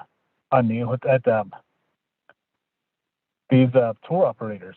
So yeah, they have drivers, guides.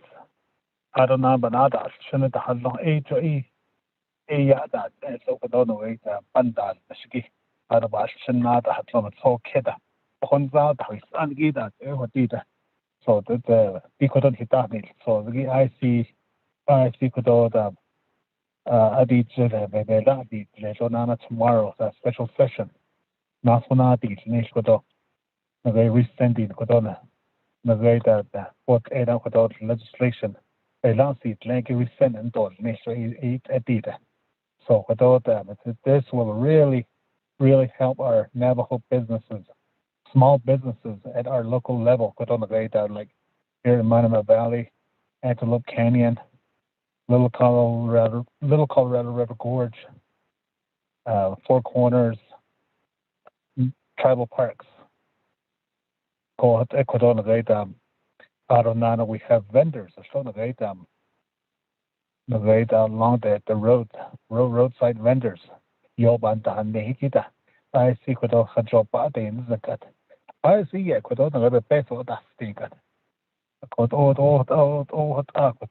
veto and I see which I don't want to see without I really want to help our Navajo people, business, entrepreneurs. So another thing that was brought to my attention yesterday was These are local business owners, tour operators. They submitted their reopening plan to Parks and Recreation and also to Economic Development. On this side, Navajo Nation OSHA, they want a reopening plan as well. So that's what's that? I'm just wondering if those reopening plans that they submitted can be shared between the departments, the Parks and Recreation, Economic Development, and OSHA, Navajo OSHA. So as the industry that OSHA generated in our source, it'll that you get a separate reopening plan. No, about holding it, which is really bothers me. Without that, I'm not oh, what up? What on the great up and on the yes, I said, we're trying to help them. As Navajo Nation Council delegates, Leniki 24th Council, we're trying to help these entrepreneurs, local business owners. I have a cut each. I don't know how to Jota Bansi case. I could not so say, don't know how deep. I could be yield Mexico. But on Hanahin, there, I ash honey that deal, Mexico. So it is over $3 could not write that. So the question that I have is can those documents be shared between these departments, the Parks and Recreation, Economic Development, and OSHA? So it is the document by HTG and a reopening plan. So it is about $3, Mr. Chair. Thank you. Thank you. Let me go to one more of my colleagues' comments or maybe questions, and then I'll go back to the sponsor. With that, let me go to Vice Chair Walker. Hey, can you hear me, Speaker? Yes, I can. Okay, Good afternoon. Great. Thank you. Good afternoon, Chairman of the Naa'bik'iyati Committee, the colleagues on the committee, although the listening audience also are relatives out there in Navajo land. Although sponsor Chairman Nez, not so sning, so given that shit.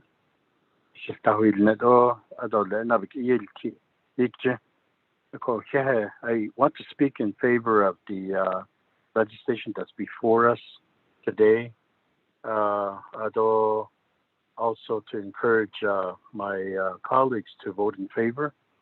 Although during the special council session, this particular legislation will be going before council. I'd like your support then as well. Although in reference to the comments made by my colleagues from Western, Delegate Begay, Delegate Daniels, Ado, I want to say that I share their thoughts and concerns and hopes and wishes for the people out there, as they stated, as they expressed really well. Although so the way he articulated his concerns, I share that viewpoint. I want to just go on record and say that although one of the communities that I represent is Cameron, but you all know Cameron has U.S. Highway 89. So on that highway, on the roadside, there's vendors, people that sell jewelry and arts and crafts, are people from that community, from that area. And then the other is the State Highway 64 route from Cameron to Grand Canyon, Ado. Along that route, there's vendors that sell, again, jewelry and arts and crafts. So there's inequity there, Shananta. I think this must be also brought to your attention while we're talking about roadways reopening. As you know, right-of-ways for U.S. highways, Navajo Nation has limited control within those highways or right-of-ways on the state roads, state routes. So, but the roads that lead to these highways or that turn off into Navajo roads, so those ones are closed. So in Cameron, the vendors that we mentioned here, our relatives, our hardworking families that are vendors along Highway 64, they are subject to parks and recreation closures because they do business on parks and recreation managed areas. Now the vendors along Highway 8 and 9, they're within those right-of-ways, so they're not subject to parks and recreation rules or any of the things we're talking about here. So there's business resuming with vendors along 89. 64, the vendors are, their vending sites are shut down. So there's two roads and the same community, the same type of industry, the home cottage business that we're referring to as vending. So there's inequity there. By reopening the roads on Navajo Nation, as it says in this legislation, 64 vendors, they would be reopening their businesses. We're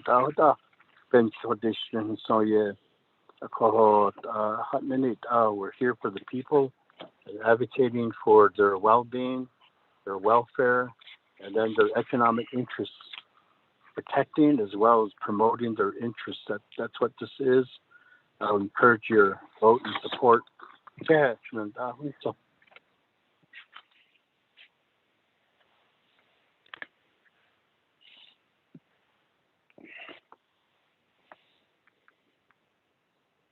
Thank you very much, Vice Chair Walker.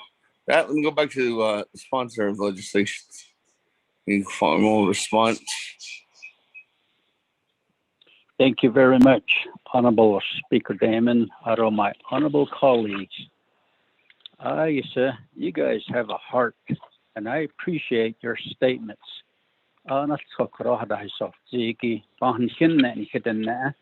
You are very concerned about our people, our vendors, who follow the philosophy of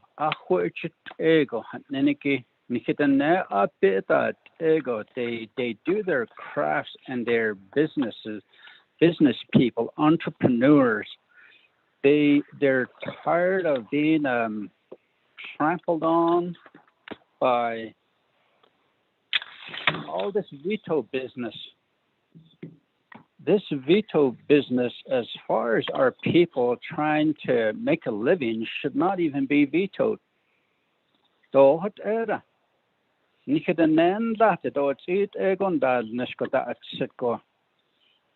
Yo last seniors that oro ishi crash it on obik edenil is good obey eda janshi don he eat and the hot and that ye next the rest of the country, other states, they're following the CDC recommendations, health orders, and they have safety plans in place. We're always behind. I'm glad that you're talking strongly about this. I agree with you. If you want to offer an amendment to make this legislation stronger, then let's do that. If it gets vetoed, let's bring it back and override the president's veto. That's what we do as legislatures, as lawmakers. Behas anin hits Naa'bik'iyati zokado don heliat ego quido hot egon hinanishko do hanal sos other overridel in hin hasalashan and I'm glad that you're talking as you do, supporting our people. It is time. The casinos are struggling. Our business people, our tour operators, our vendors over at Little Colorado River Gorge at Monument Valley, Antelope Point, Four Corners, Canyon de Chelly. They want to continue to help their families and support them, their children's education, bring food to the table. We're in on this together. We're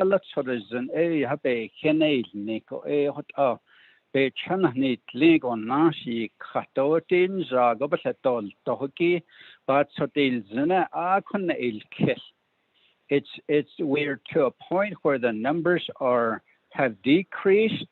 We have learned to wear our masks. We have learned to wash our hands. We still take precautions and stay 9 feet apart sometimes. Vote green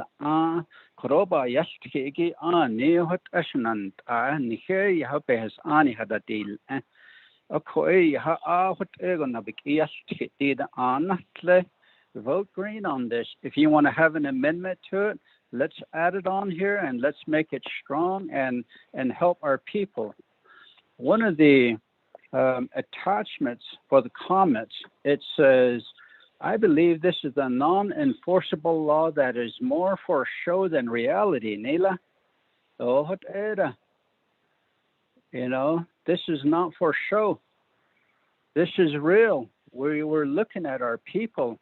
At the end, this person states, please open the Navajo Nation for TV productions and movie productions on the Navajo Nation. I believe this person has a good heart and is probably out there wanting to promote his business in creating shows, and that's probably the show he's talking about. So we welcome that.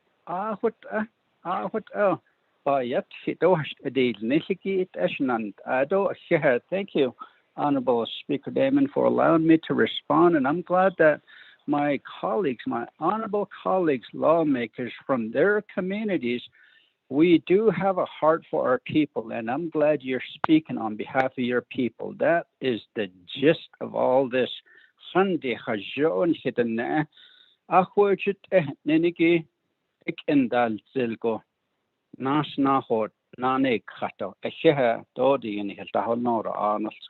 you.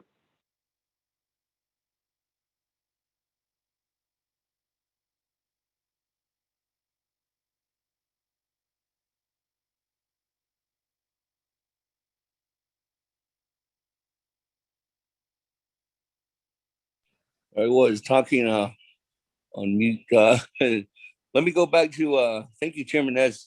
Let me go back to the floor. Honorable Otto So has a follow-up. Honorable Otto So? Speaker, put me in the queue. Delegate Daniel So. Okay, Chairman, I'll go to you. Honorable Otto Okay. So. Yeah, see that, there's on, so the one, yeah, they keep it, go far. Yeah, so it's so I late, yeah, not on any clinic in later to never on sick case. Later, charge a snilly. Every day, yeah, that hotel, and that in me. And that agent and I'll kid it that aunt ego coco. They that now the whole Washington, but car you had that you can't get it in the car that peso you hear. That's where our tourism come in, and they can't in that really get it not up that ego. Yeah, I can that really can't. Yeah, banda in so yeah, in their livelihood is something that has been impacted, and their livelihood at this time is as well impacted by the government. And in this form of this legislation, which is going to be rescinded, it's going to untie those things. Ako ita hot Sunday na tayo do bitnil jida. Sa hot Sunday at snila. Sa hot Sunday tit na hostana ta. The world does not turn at the local level. The world don't turn at the chapters there. The only place the world turns is in Winter Rock. Even a lot of the businesses are done there. They're not done at the local level. Even basically, this policy will address that issue to alleviate some of those concerns that for the world only turns in Winter Rock. Let's try to help our Navajo constituents out there.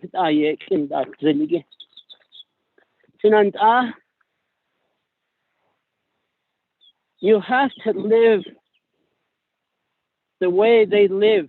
You have to understand how they live. Because if you don't understand it,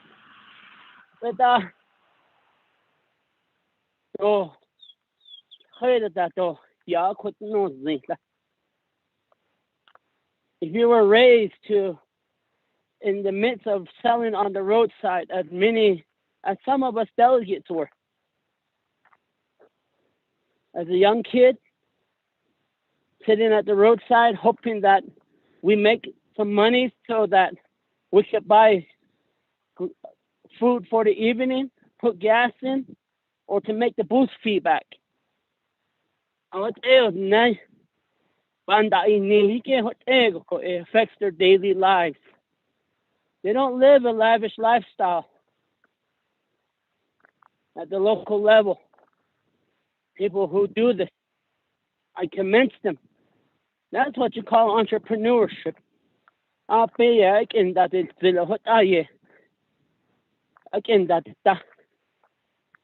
I really, really would like that we support this legislation and to make it stronger. And many that my colleague, Honorable Naa'bik'iyati, with his amendment, that support them. The other is to to Department of Justice with the coding for the reopening, the yellow status and whatever colors is in place. Department of Justice, who or what law set these color codes in place related to this pandemic? Because the way I understand it is that the Navajo Nation Council is the governing body of the Navajo Nation. And these color codes to reopen these color codes that are in place, who put them in place and what law and what statute allowed these color codes to be utilized in a lot of the reopening plan and in these executive orders. With these health command issues, Department of Justice, these issues that are these health concerns that are issued by the health management, the emergency committee there, which has more authority. Because I think as legislatures, we have the authority to legislate laws. And I know that I haven't given my authority to the health command center there. Alcohol. What's up?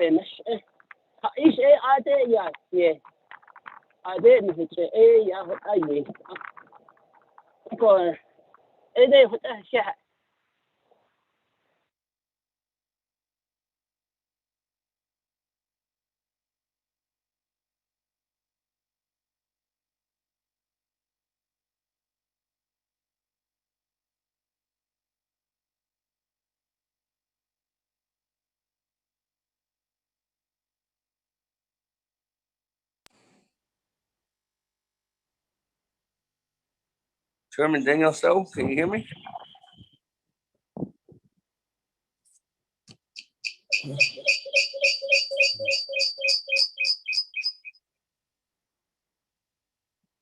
We have Chairman Daniel So. Oh, I pushed *6, Chair. All Damon. right, Chairman Daniel So, and then I have Madam Chair Charles Newton afterwards. So Chairman Daniel So, the floor is yours. Asha Satsila, Ado, colleagues, committee members of the Naa'bik'iyati Committee of the Whole. So Shigado Shadanas Kazan Dino Sangi Kwagi Iban Kiya Kato Bate Stinson. Ado, I fully agree with this legislation. And Navajo craftsmen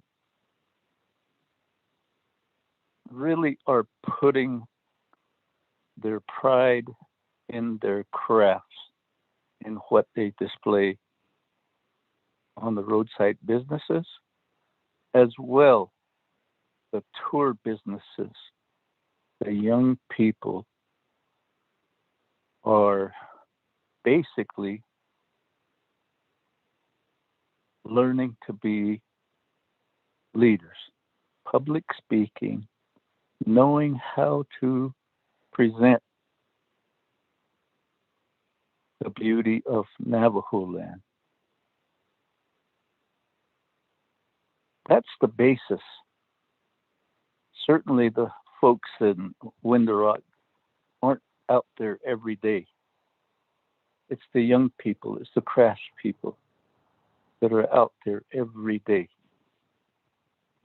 They aren't sitting in an air-conditioned room out of the bright sun or out of the wind. And our people endure those effects. And at this point in time,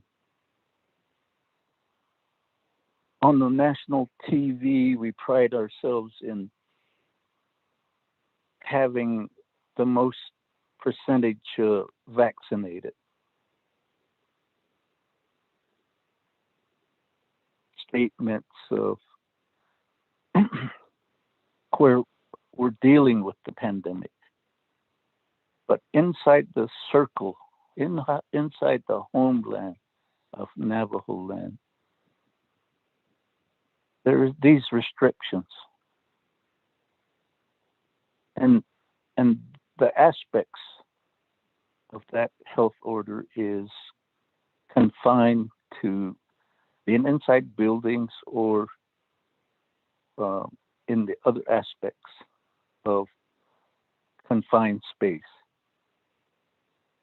In the tribal parks, the presentations presented by our Navajo entrepreneurs, the tour business operators, they presented the fact that they're requiring the visitors to wear masks, even though they're outdoors, even though there's plenty of air circulation to basically make sure that there is no sharing of airspace. And it just seems like we have different values placed, as Honorable Vice Chair Odo So says. There's a different thought out there in the chapter areas. There is a high regard for being safe. There is a high regard for taking care of each other. And so in that respect, I really support this legislation, and it's a time to where people can recover by boosting the local economy. It's been publicized that, the tour businesses don't provide health insurance for their tour guides. And it's been alleged that tour businesses pay the tour guides under the table. That's quite an allegation. And that for me is just, you're attacking your own people when you publicize statements like that. The tour business operates in a different manner than what a business in Window Rock or even at some of the other businesses across the nation. We have to understand that.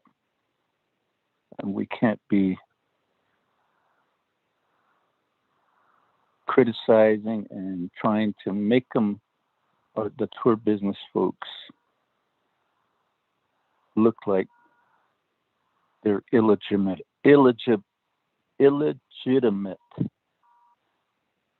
And so that's the main reason I wanted to address this particular legislation. And certainly we have to honor our people as they help themselves up to, lease vans, pay taxes,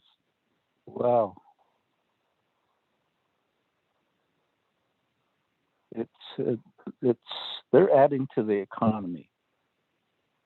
And it's time we do what the intent of this legislation is, and I do endorse the fact that language that is not clear in the health order within an amendment going to the council, we should make that very clear on the tour businesses, the crafts men that sit at the roadside. And I would support that. Honorable Paul Begay, thank you for bringing that issue to us. Ado Satsila, Honorable Chair Rick Naz, and my favorite Che, Honorable Herman Daniels, for co-sponsoring this legislation. I do fully support it. Thank you, Chair, Speaker Seth Damon.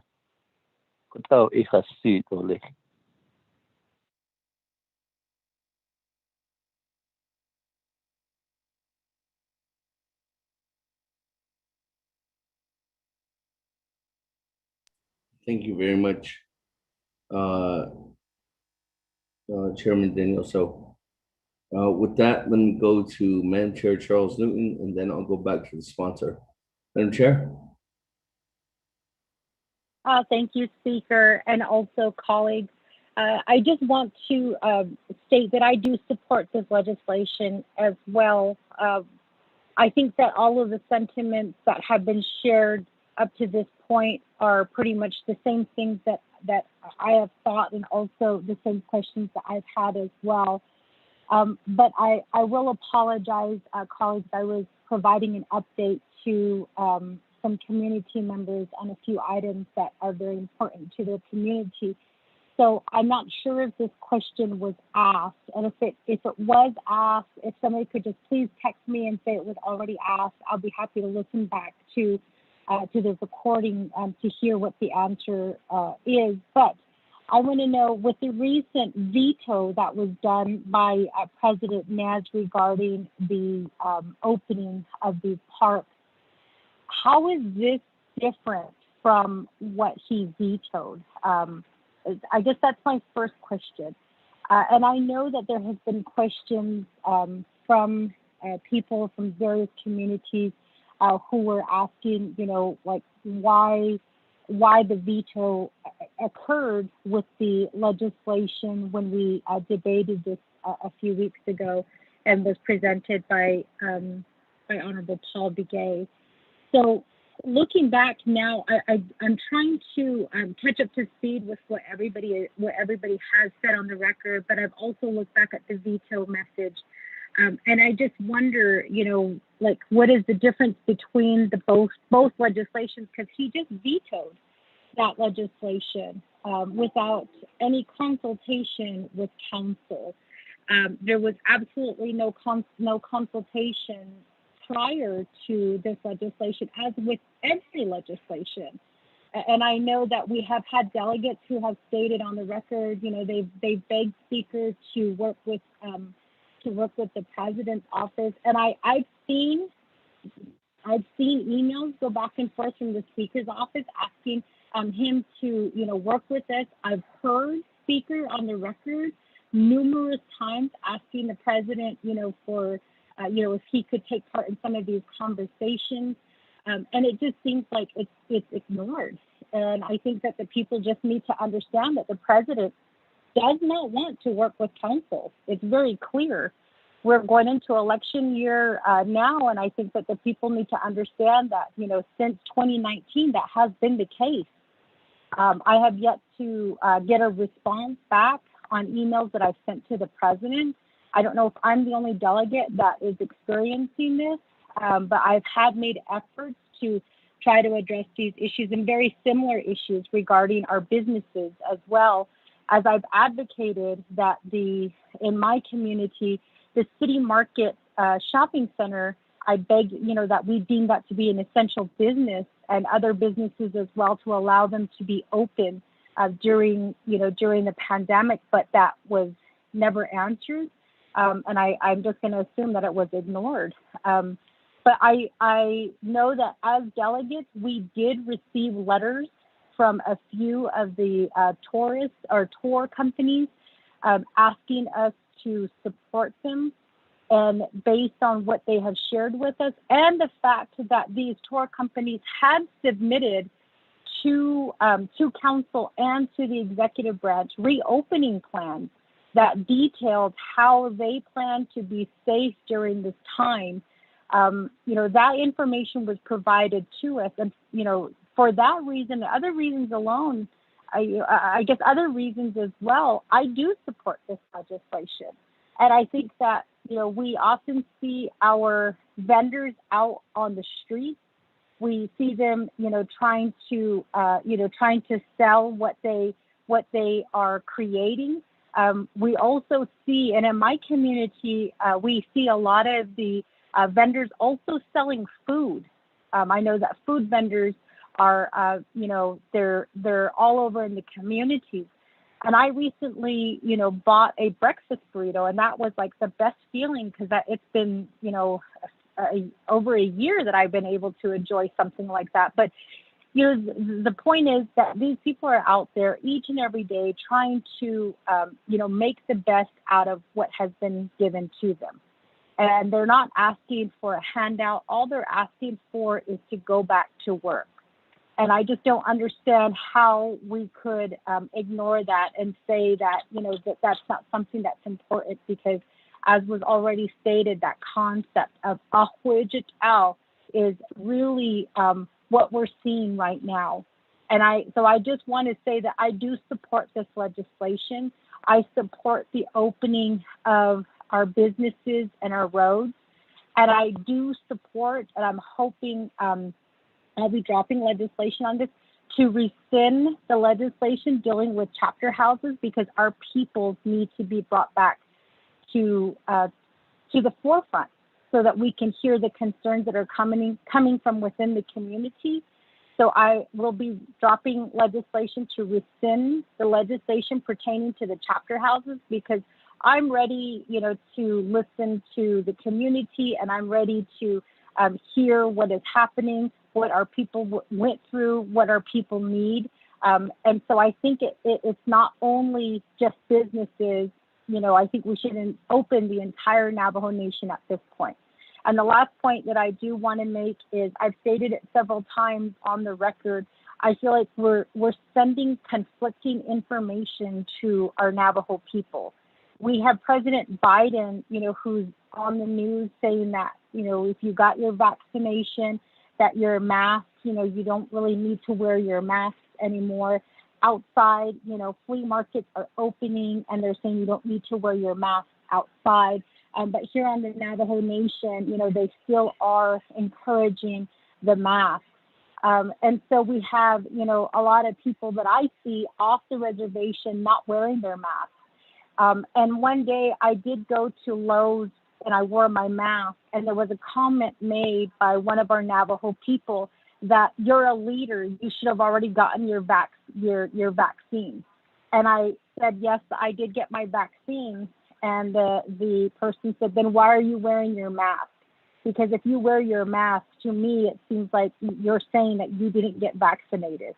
Because the sign out on the stores say, if you've been vaccinated, you can remove your mask. If you're not vaccinated, wear your mask. So again, it is sending some kind of mixed messages, and that's not the first time that I've heard that. So it's kind of almost like when I go up to people, I have to tell them I'm wearing my mask, but I have been vaccinated. So there's all of these conflicting information that we're sending out there to our people. I'm ready to open up the Navajo Nation. I think that it has been ingrained in our minds that we do need to social distance, that we do need to continue to use hand sanitizers, that we basically have to be careful. But, having these laws in place that say that you can't open the Navajo Nation and things cannot go back to the way that it was as we slowly progress into that, is really, again, sending a mixed message. And so, again, I do support this legislation. I hope that my question can be answered.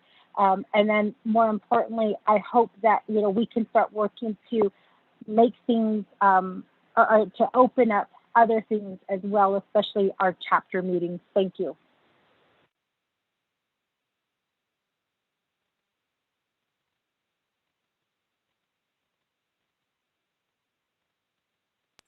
Thank you very much. With that, let me go back to the presenter. Thank you very much, Honorable Speaker Damon, honorable colleagues, Space Boss, Anna Senegi.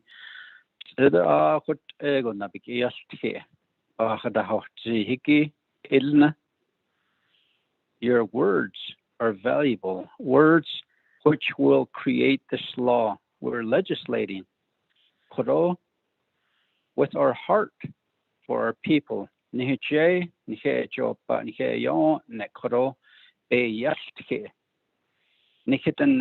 Lata.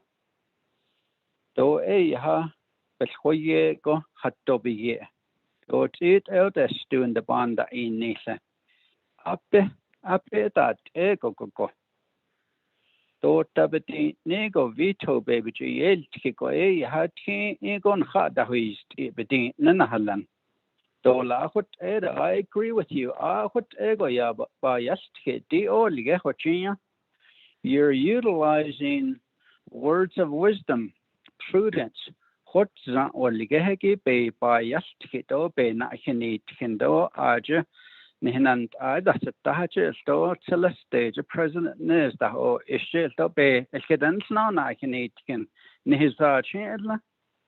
Ot aban suskes ohit arabes kedahuit ahoedo bigata. Saho ben hilchens atobanashin sokkes olation and Arwanas Hodaisnos age. Sitzele Isiage si keos janela nihita honon hitcha zi janela. Didishin kineshlishi stink bug bedin nenigate on hatchagi. Should be high hit naja. Then I had chagish, but I then the stink bug ahisna. Either nay or yon chonot and nebeton, nation stink bug, dida, geneshlishi.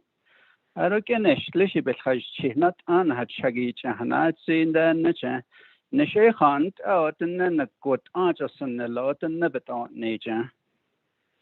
Not intention, ashnant, hate ocean. Haitian based the height and that's the Anil Swat Asian Benek or dot a gay hollow. Nte the Anil Squat Koro by Sashi Lake on hidden there, but eat ego. Has a donation a quati Korosh Bahaoti, Shitsu, Honorable Aroso, Tagahot Zande, Nahostana Dasno. A caution, Annie, what Asian Latin and Nedan on. Adel Ayaha, Adol Layek eat Lasin hit on. Nichen la the best pass on the clinic in hidden said yet the chapters panate that give me a ticket and it can overcome nail walk go. Ya hitans and a con heavy equipment that it's it ego ya hitans and shin arbe lots of snaky. Shinna could Honorable Chairman Daniel Soya had see. Nikitanado, it's it ego, they take pride in their business, their crafts, their tour operations on in Arolan Hidanabada to the Cosent Sagi, Dobedos Netabenia. Of course, Ot Atibenel it gon hard hado, Judahane Zasi, Glen, Yego, but Adon and Henez Ta, at Ahuilia, Korosh Deja, Yaske. Ah, yes, sir. Ben Nachan. Anche Nerechago de Dasot Atin his Bahadon Hitching Bahopatiana as Bal, as Jashin Hada as Sende. Wait, base art, and what's the difference between this legislation and the one that was vetoed? Oh, what Shin's a president, there was a difference. When ye shin koro Ahalons and all that's it. Asian up beholden on that net and nation with Alban Sikhi a veto illa. Attend a con ane nash named Hoyata Hotzak at a co Nahadas Sito. I have a new legislation that will be considered that still has to go to RDC, Naa'bik'iyati, and the full council 0097-21. Reopening of casinos to Navajo visitors and tourists, notwithstanding notwithstanding the public health orders, emergency orders, as Atita Willian Dohonate, Zanigibin in Nach a Hande Quisel source go air Dahonate on the Hodor Nasna, the Nesto Haliada, the Neston Sikesta, the Nesto Bastian Yahaliad and Harchan Bada Helia. Ahota, Snantado, Skahiliado, and Dichinate Hinigibin in a Bahonetza, do a Arbani Hotel Negonet at Dicheta. Do I had that yet? Even much and has Kazigate or has Ani Hadil. This is how we have this legislation before us to really consider it based on your wisdom, your knowledge, and what you feel that you have set your own standards as taking precautionary measures with your loved ones and your people. What Naa'bik'iyati and not Senegi. Niti Chitejia Haji vendors are asking to go back to work.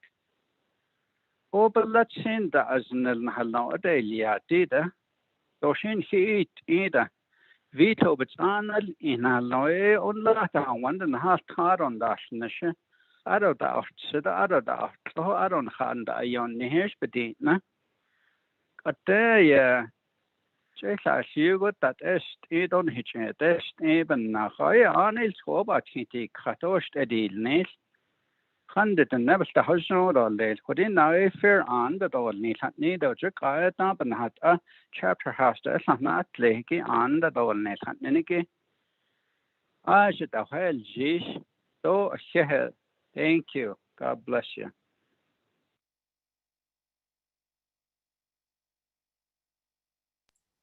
Thank you. With that, colleagues, are there any other comments, questions at this time on legislation 0098-21? That'll get Paul with this. Seems like okay, let me turn it over to Honorable Paul Begay, then Honorable Eugene. So, Honorable Paul Begay. Thank you, Chair. Thank you, Chair. Again, colleagues, thank you for the support on this legislation. We're about a week away from July, and we're pretty close to, if not at the halfway point of the tour season. In the meantime, and I'll use the city of Page and Fachii chapter for example. People are bustling financially. There are reports that the lake itself is at the lowest it has ever been in many years, way past 150 feet below elevation. People don't listen to that. I drive around on a regular basis to the marinas and the town of Page, and I see parking lots full at the motels. I see parking lots full at the marinas parking lots, and they're all full, and people are illegally parked alongside the road with boats attached. People are there. They don't matter if the lake level is low. And in the meantime, we're allowing our people to go through hardship. And these hardship, it doesn't only apply to the operators, the business people. There's about 1,000 young people, high school and college students, that are still calling in to get back on the job. Those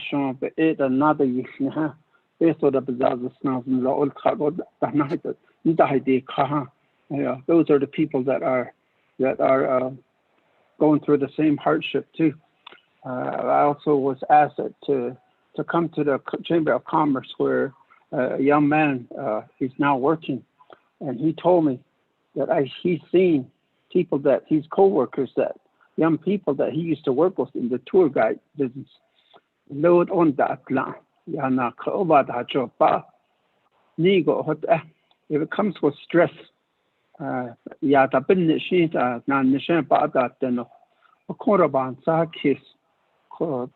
Lake Powell Navajo Tribal Park is at the hub of of all these sites that you could go see: Grand Canyon and Zion National Park, Arches, Petrified Wood, Monument Valley. So that's neat. Oh, how you a continent? South Ingo.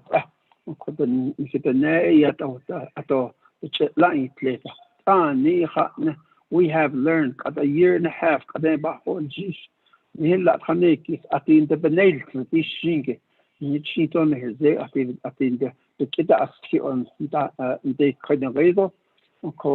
believe that we have learned.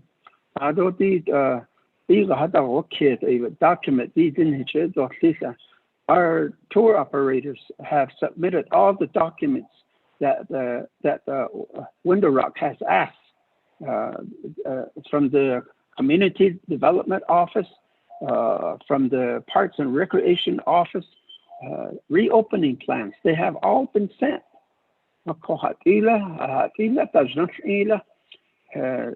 Notwithstanding health regulations. And again, we have learned to keep ourselves safe, to keep ourselves from getting in contact with this unseen virus that is among us.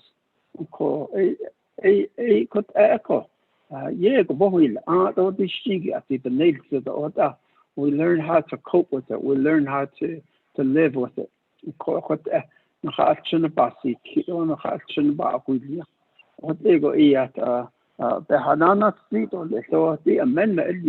still want to see it written in the legislative body that specifically says that the business people will be allowed to open and be allowed to operate, even at 50%. At least they will have their businesses operating again. We have heard, I have heard testimonies, people should have it's not repossessed yet. I can't afford the rent.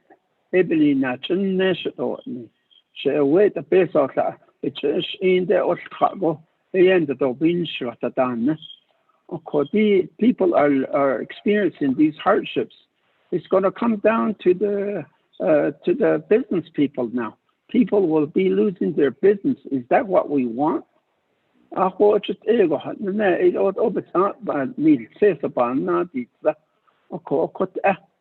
These people, I've looked at their reopening plans. It says in their reopening plan, specifically says that the operators, the employees, the visitors, it will be mandatory for them to wear the face mask. Even if the color code changes, it will be mandatory for them to wear these face masks. That is part of their plan.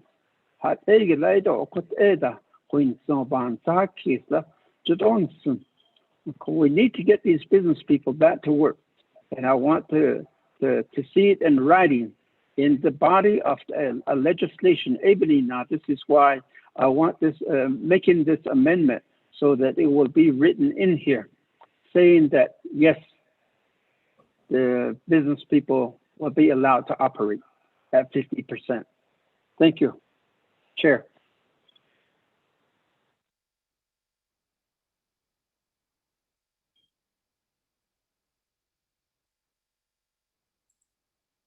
Thank you very much, Honorable Obligate. That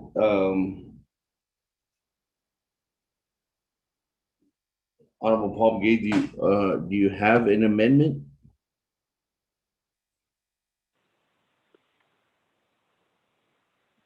Chair, it was noted, I believe, from the Office of Legislative Services that they will be they're in the process of asking the other council to see about the interpretation, whether the press release or the writing that was done by OPVP. If that says that the business people are allowed to operate, right now, to me, it does not specifically say that. That's why I'm seeking to have it in writing, put in the body of this legislation.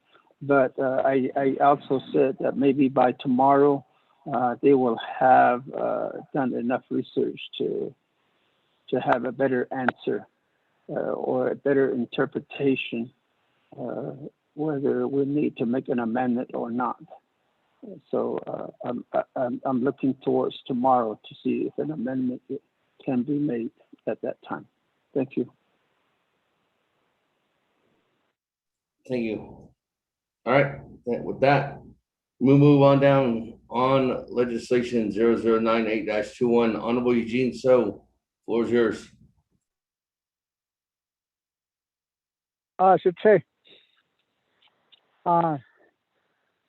the way my understanding is we're rescinding this resolution.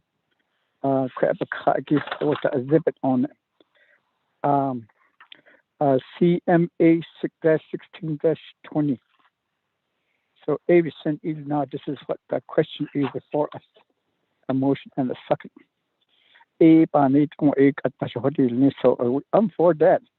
The exhibit A rescind is nehigi and the findings section 2 beyond again. So that's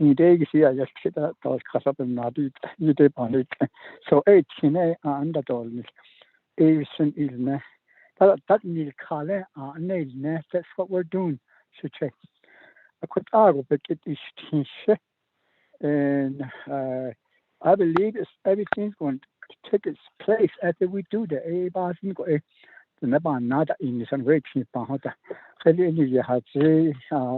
Walker Dash. If we just rescind this, rescind those little things are not because what we're rescinding is the like a CMA 16-16-20, which is opening up the Navajo Nation. So that way we will have tourists again. So that visitors, but other economy. And then another issue. Originally, the area team of the and the guy at Navanda in. So, what the so, it is, yeah, oh, I don't know if I let kill a half a column, but rescinding this resolution, this very simple, just open back out and open the Navajo Nation back up to the tourists and the visitors. I think we should work on it. Okay, see, I'm not natural to Annie at the hotel about them. It doesn't call it not that's that. Area is never not initially. Initially, also not talking things, so but we still have the massive source. I thought in national yard always. The president Naz and Liza which kite in the 3rd of April 2020 and source story and opening up back to Navajo Nation and presumed business again. Or what and if we get any conflict regards to that, we got our plans. I think we have a plan that has not been done issue. That in here websites and this and you should start about that in Nisha. I let us taking the think that home and order. So it had anything that Asia in Dara Sitania Austin Hana Anal and all machines of recent Nahis solid. So Tina Yashi, you'll have visitors. So that's how I see this resolution, I should say. So let's just open it back up, open the Navajo Nation back up for visitors and tourists.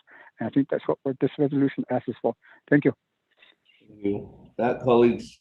Any other comments, questions on legislation 008-21? Speaker.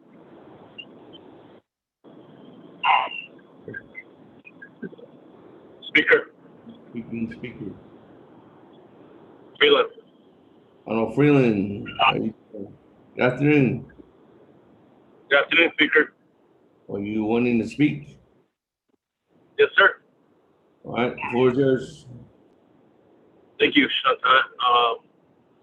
Chairman, though, Shanta Koingi, Fishbunk, Anigi, 24th Navajo Nation Council, Naa'bik'iyati Committee. Good afternoon, Shanta.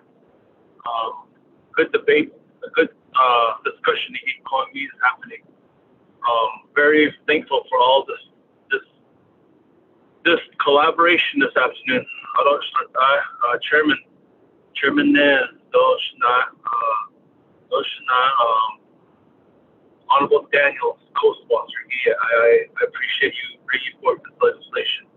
I just want to make a comment in regards to reopening and this afternoon. I support this legislation as well. July 1st, and here in the state of New Mexico will be opening up at 100%. And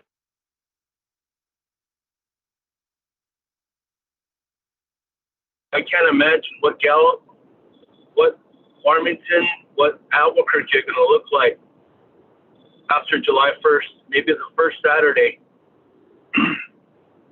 Those businesses are going to be thriving. Those businesses are going to be welcoming Navajo patrons, Navajo dollar. Those businesses are going to be fully operational. And, I can already see that, Shanta. And, good for the state of New Mexico for the color coding.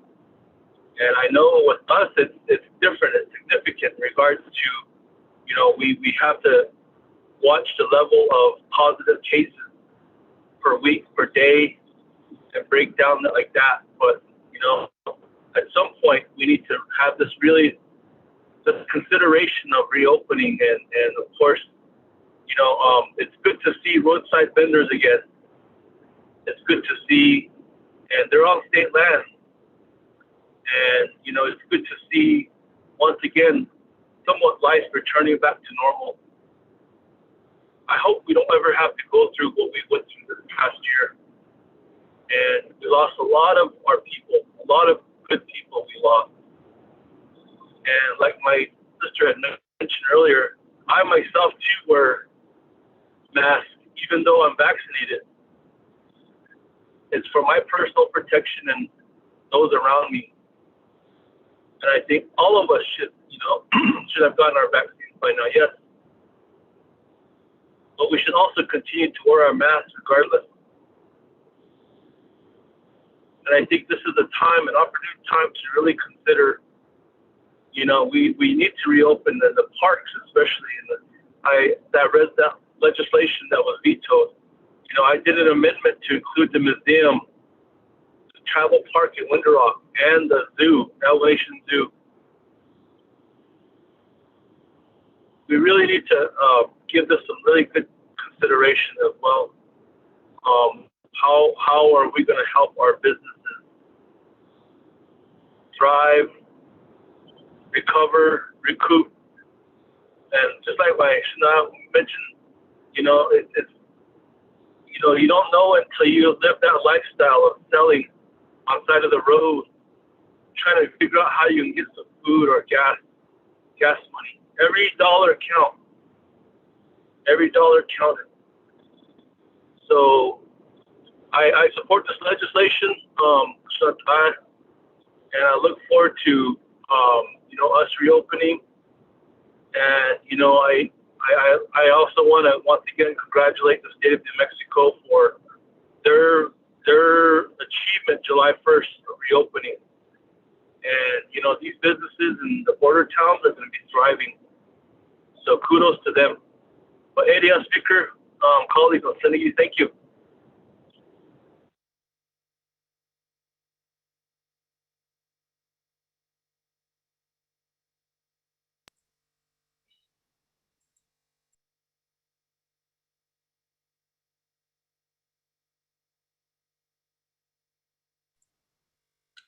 Thank you, colleagues, for that.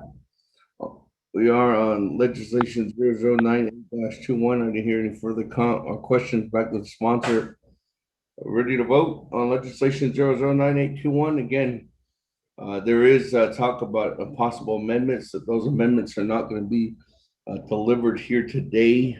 Most likely be ready for council and possibly as early as tomorrow. Working together with Office Legislative Council and Navajo Nation Department of Justice. Got colleagues, any last comments? And twice. 3 times. Good board. On legislation 98-21. Honorable Elmer Begay. Honorable Elmer Begay. Honorable Elmer Begay did not vote. Honorable Key Allen Begay Jr. is excused. Honorable Paul Begay. Honorable Paul Begay. Honorable Paul Begay did not vote. Honorable Nathaniel Brown is. Honorable Paul Begay votes green. Honorable Nathaniel Brown is excused. Honorable Eugenia Charles Newton. Charles Newton votes green. Honorable Eugenia Charles Newton votes green. Honorable Amber Canezba Crotty. Delegate Amber Canezba Crotty votes green. Thank you. Honorable Amber Canezba Crotty votes green. Honorable Herman M. Daniels Jr. I vote green. Honorable Herman M. Daniels Jr. votes green. Honorable Mark Freeland. Green. Honorable Mark Freeland votes green. Honorable Pernell Halona. Halona votes green. Honorable Pernell Halona votes green. Honorable Jamie Henyo. Henyo votes green. Honorable Jamie Henyo votes green. Honorable Vince James is excused. Honorable Rick Nez. Delegate Rick Nez votes green. Honorable Rick Nez votes green. Honorable Carl Slater. Delegate Slater, green. Honorable Carl Slater votes green. Honorable Raymond Smith Jr. Honorable Raymond Smith Jr. Honorable Remus Smith Jr. did not vote. Honorable Wilson Stewart Jr. Green. Honorable Wilson Stewart Jr. votes green. Honorable Charlene So.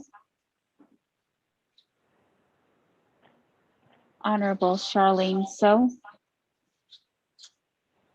Honorable Charlene So did not vote. Honorable Daniel So.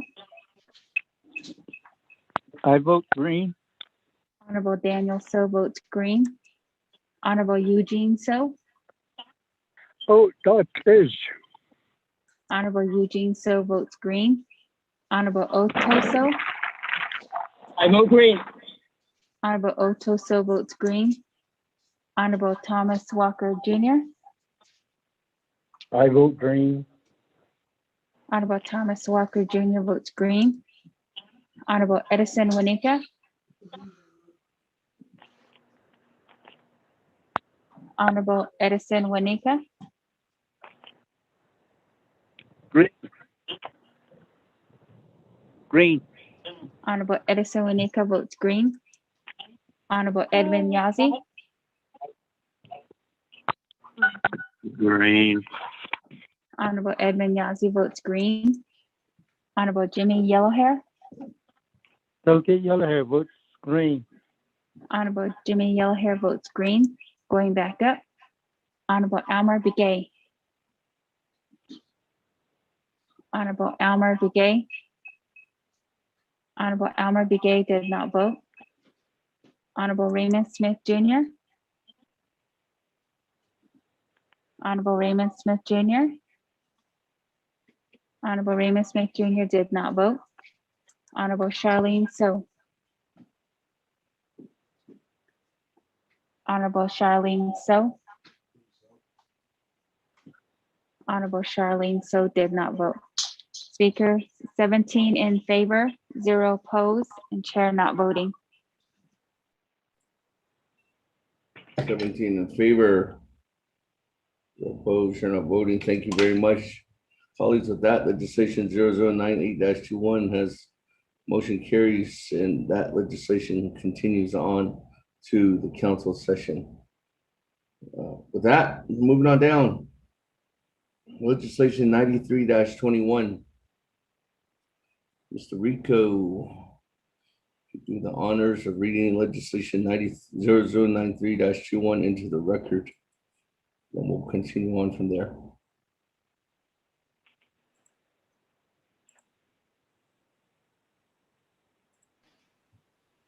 Thank you, Speaker, and members of the Naa'bik'iyati Committee. Tracking number 0093-21, an act relating to law and order, health, education, and human services, Naa'bik'iyati committees, and the Navajo Nation Council amending section 1703E of the Navajo Nation Child Support Enforcement Act, Title 9, Navajo Nation Code, sponsored by Honorable Daniel E. So, or Chairman Daniel E. So. There are committee reports from the Law and Order Committee that recommend it do pass with no amendments. There is a committee report from the Health, Education, and Human Services Committee that recommend it do pass with no amendments. This legislation is bound for the Navajo Nation Council. Mr. Speaker.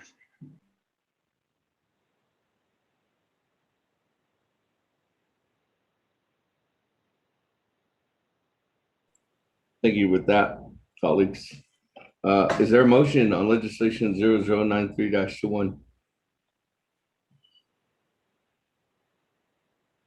Motion, Delegate Rick Nez. Chairman Nez, is there a second? Eugene So. Eugene So. That, colleagues, any comments, questions on legislation 0093-21? And twice. Speaker, this is Delegate Charles. Yes, you have a question, Madam Chair? Yes, I do, Speaker. Hey, with that, 0093-21, Chairman Daniel So.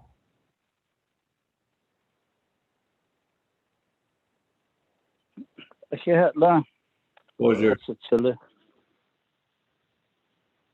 Can you hear me? Yes. Okay, thank you, Cecilia, Otto, and I, members of the Naa'bik'iyati committee. Basically, this it may be classified as a technical amendment to what the council had endorsed back in February. Excuse me. We adopted a major part of the Navajo Nation Child Enforcement Act by CJA 05-21. And it was signed into law by President Jonathan Nez on February 11, 2021. And however,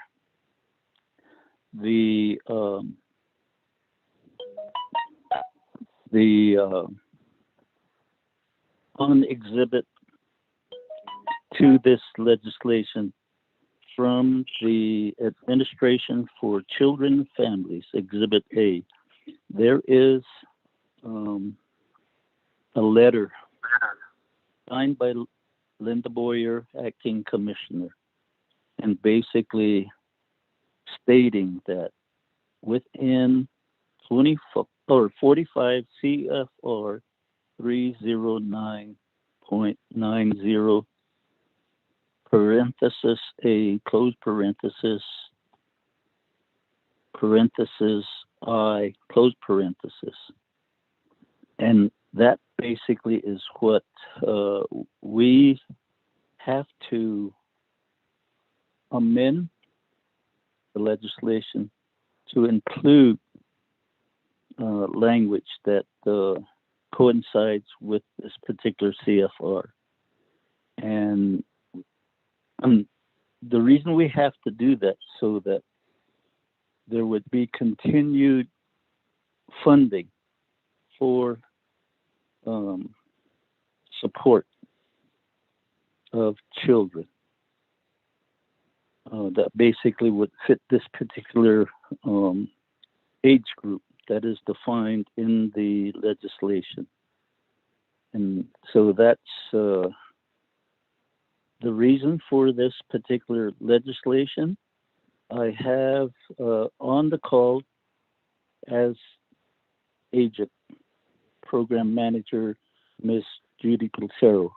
With your permission, Chair Damon, I'd like to have Agent Ms. Judy Platero address the committee. Thank you.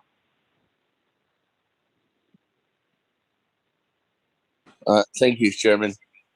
With that, Ms. Platero, the floor is yours. Good afternoon, Navajo Nation Council at the NABI here, honorable delegates. Thank you for this opportunity. Sheya Judy Platero Yinshya, Thanksgiving Shlonkia Ani Bashichin, Adot Dine Dashache, Dashanala, Do Nakae Dashache, Ohata Eya, Sun and Shnaklanke. Dik about any this legislation again, it's again basically a request from our funding agency just to include a language, the definition for child, to add language in there which says including at least 18 years of age.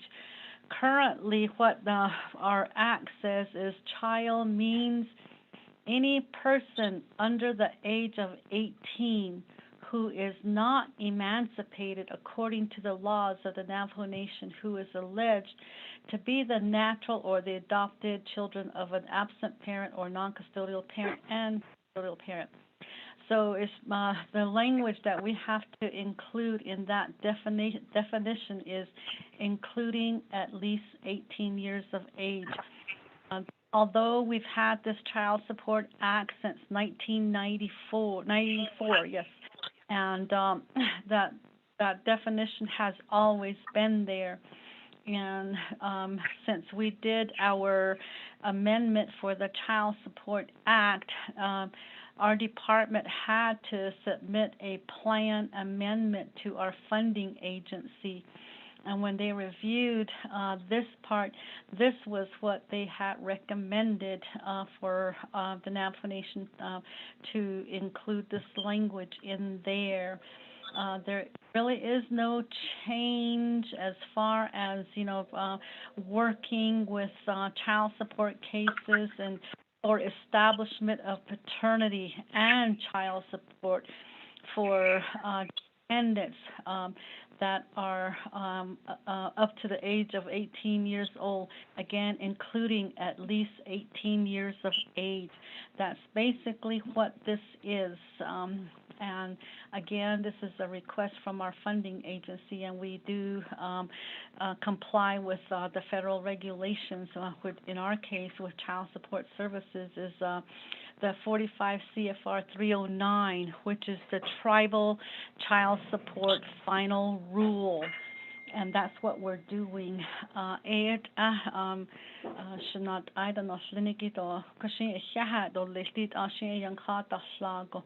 And then we just need to respond back to our funding agency that this definition has been amended to say including at least 18 years of age.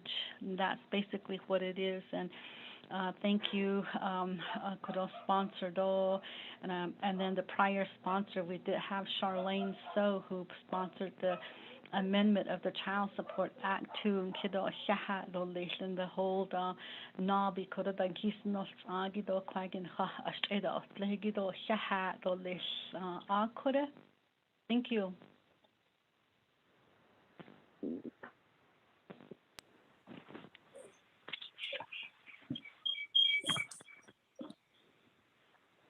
With that, Chairman, does that conclude your presentation?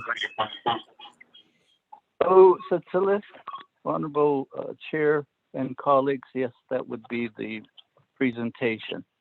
And we stand for questions. Okay, thank you. And let's go to the floor. Madam Chair, Charles Newton, floor is yours at this time. Actually, Speaker, the questions that I had were actually answered by the agents and also by the presenters. So thank you. I'm not going to ask any questions. Great. Any other comments, questions, colleagues? There's Delegate Nino. Chairman Nino, good afternoon. Floor is yours. Oh, yeah, good afternoon, Mr. Chile. I don't have a question, but a real nice comment. We done a meeting in Tojile, and we're greeted by a good thunderstorm here. So, chance to stand outside and take a shower, let the rain wash everything away. Yeah, no, thank you for that. Rains are coming. I'm glad to hear that our prayers are almost being answered here. Thank you. Great. Colleagues, any other comments, questions on legislation 0093-21? Going twice.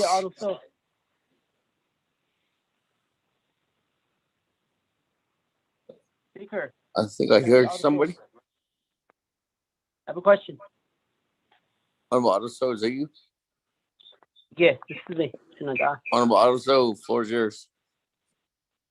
Thank you very much. I do support this legislation, and this legislation was brought forth to the Law and Order Committee, and I just would like to have the sponsor or maybe the agent elaborate on what will happen to the children in between when CJA-05-21 was approved to this new amendment, the technical amendment to CJA-05 or -21.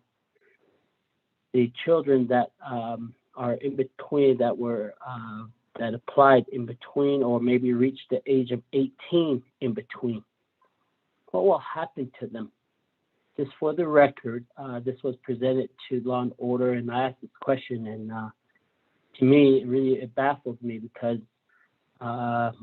this even if we pass this, whenever it's signed into law, those children that became 18 from the day CJA -21 or 05-21 was approved, and whenever this legislation is passed, those children in between will not be subjected to this new amendment, and they are subjected to the old policy, which the guiding principle is between 18 or under the age of 18. Thank you.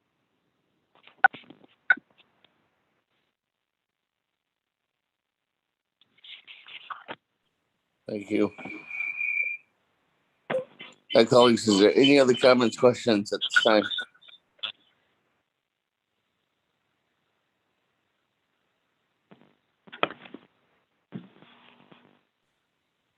There's none. Let me go back to the presenter. Chairman Daniel So.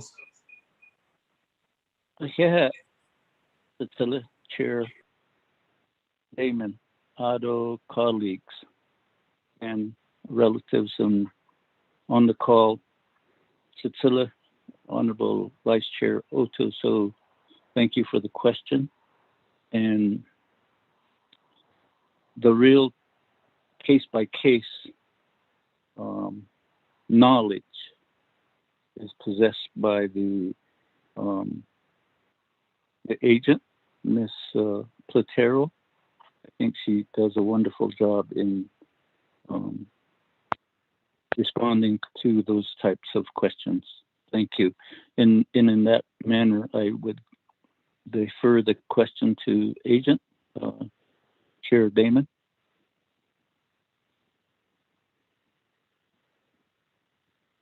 To Yes. Ms. Platero. Thank you. Ms. Platero, floor is yours. Okay. Thank you for your question, Mr.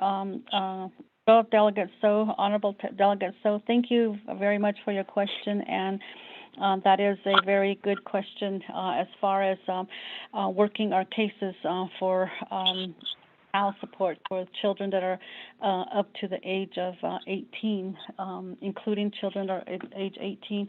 Let me have our Department of Justice attorney that we work with, Christopher Schneider. He's also on the line. Explain that to the committee here. Appreciate that, Dole. Thank you.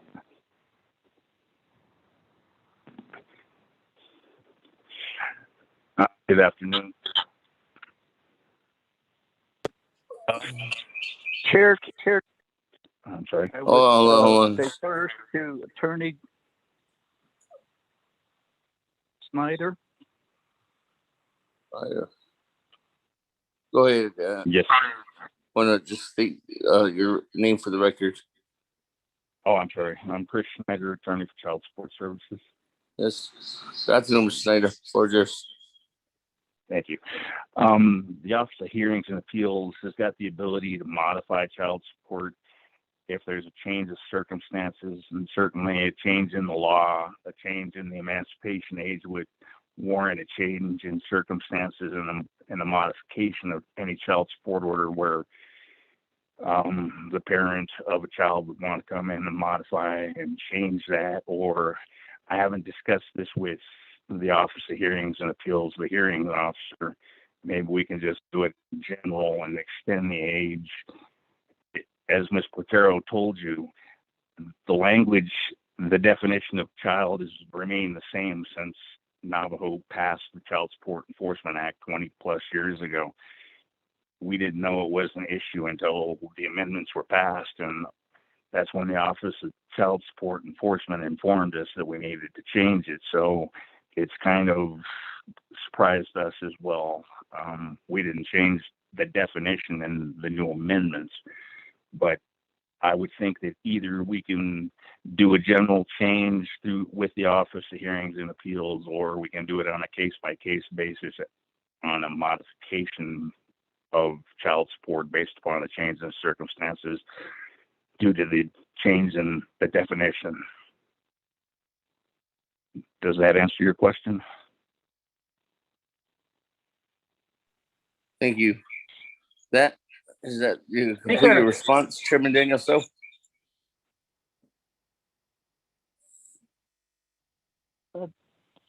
Speaker, I really feel like the answer is incomplete. Ms. Platero, in your work on the cases that Honorable Vice Chair Otto So is referring to, between January and now, how many of the cases would be questionable? And is there any cases to which Honorable Vice Chair Otto So is referring to? Ms. Platero, Speaker, Chair, I would again call on the agent to answer the question. okay, thank you. Ms. Platero, floor is yours. Again, thank you for that question, honorable delegates here. With all the cases that we have, they don't differ in any way. When we have a case that we need to establish paternity and child support and medical support, we work with that up to the age of 18. When they are 18, we are still able to do that establishment. But once after the age of 18, that is when Navajo Nation Child Support Services no longer has jurisdiction. So between January to now, we've had many cases that were heard through Office of Hearings and Appeals, and some of them were turning 18. So we have worked those cases, and it has not made no difference with this language that's changed, that has been amended here. We worked with every case that was there. So there is no impact for any of the cases where the children did turn 18. Thank you.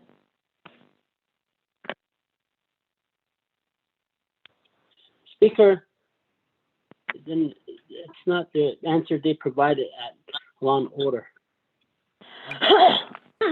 Thank you. With that, Chairman, does that conclude your response?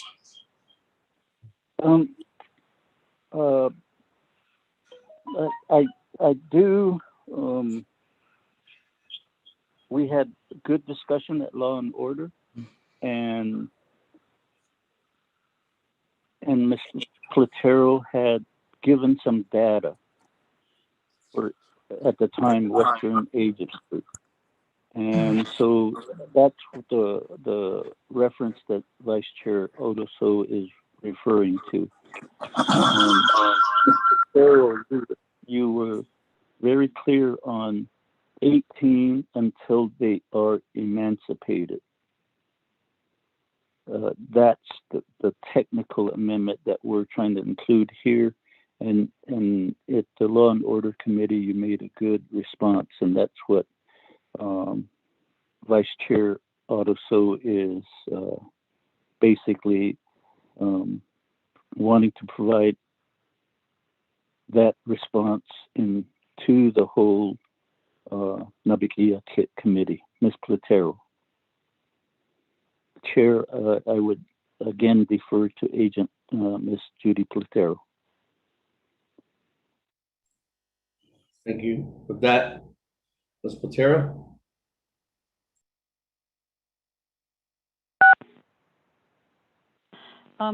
Good afternoon again. Thank you for the question.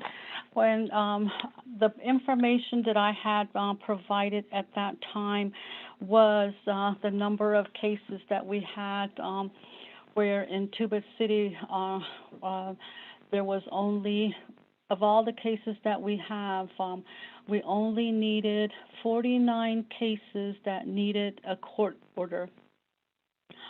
So our obligated percentage, meaning that those cases that do have an order. 96% of them do have orders right now. That was the information that I have provided at that time, and that is going to be changing again here shortly because we did have hearings that were provided again within the agency offices. So that will be increasing. And again, it's we work all the cases that do have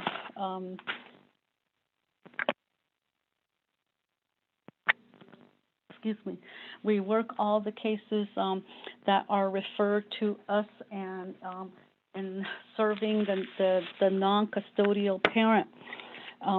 We're sending all of our cases to Office of Hearings and Appeals for it to be heard, and Office of Hearings and Appeals renders their decision for each case. Including all the children are 18. Thank you.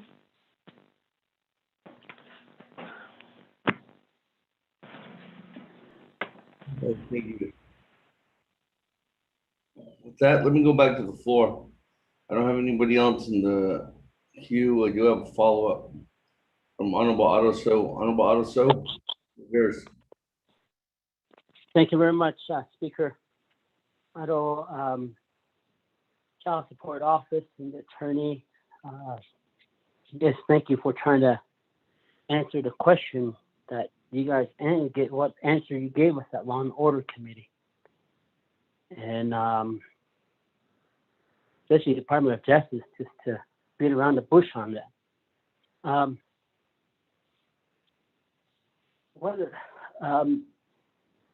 Ms. Patero, I asked a specific question pertaining to when CJA-05-21 was signed into law and became law immediately, sometimes the end of January into February. So the children that, and you guys saw the technical amendment that needed to be made. So from that date to whenever this legislation is going to be signed into law, you have individuals who are in the system pertaining to the child support who has aged out on child support. And my question was directly geared towards those children or those individuals. And I asked about a retro. And you indicated that those individuals would not be subjected to this provision, allowing child support payment to allow it to happen and to be paid out for the child who is receiving child support through the age of 18. The old law indicates from whenever the filing is done to when they reach the age of 18. That's when it ends. And there's children, there's individuals who came at the age of 18 when the legislation was put into place into law to now. What's going to happen to those individuals in between? And the way you guys answered my question is that those individuals would not receive child support payment through their age of 18 because it won't be a retro pertaining to their age because they practically aged out of the system. So, Elia, can you elaborate on that? I understand it, but I want you to make sure that you tell the Navajo people out there that Law and Order, you had maybe about 40 individuals on the line. Naa'bik'iyati committee, you probably have about 80 people on the line. And then you have it being broadcast through Vimeo and Facebook, and you have a bigger audience. And then at the Navajo Nation Council level, again, you have a bigger audience. And I want you guys to get this information out there so that when these individuals who aged out, who this law will this law will not apply to, they're going to be asking those questions. Why? Thank you.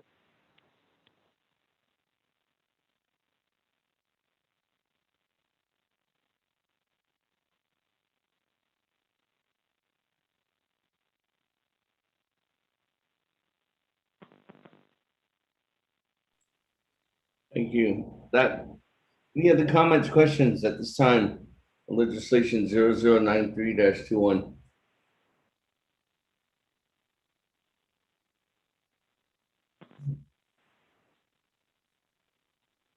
It's none. Let me go back to Chairman Daniel So for a follow-up question. Thank you. And again, the technical amendment is up to age 18 who are not emancipated, meaning they're still within either the guardianship or within the household of a parent. And again, I would go back to my agent, Ms. Platero, to answer Vice Chair Otoso's questions. Thank you.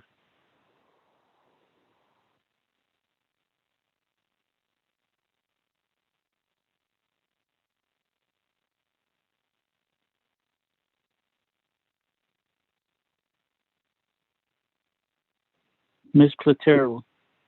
Okay. All right, Hakushi.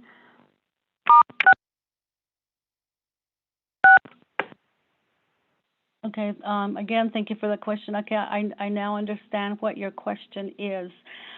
It's these children that are now over the age of 18, is my understanding. That's what you're talking about.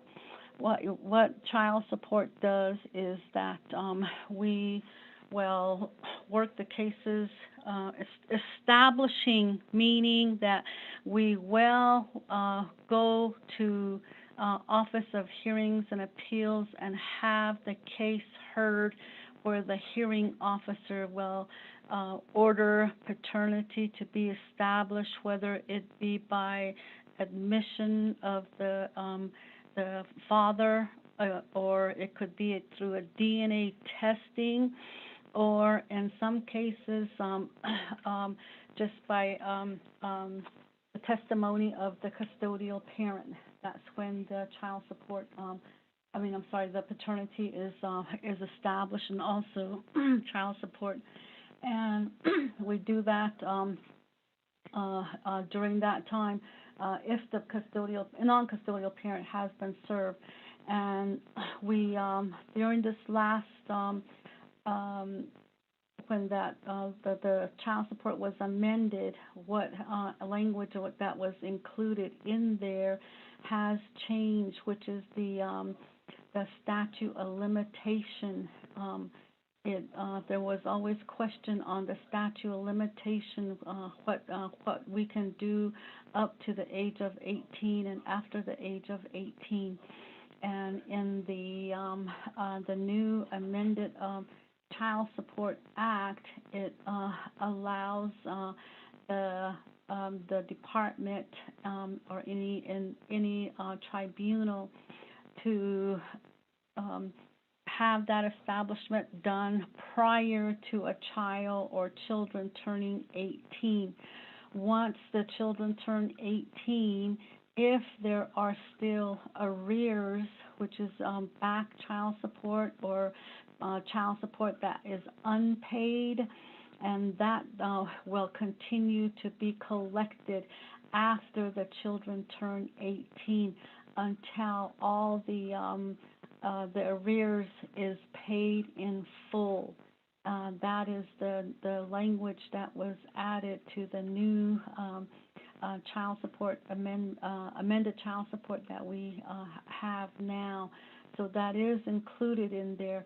Prior to that, we were just practically stopping at the age of 18, and a lot of the cases just stopped right there. But in some cases, the non-custodial parent continued to pay. If they wanted to keep paying, they would keep paying. If they still had arrears and they were working and collection was being done through wage assignment or an order to withhold income, and now that's what that one.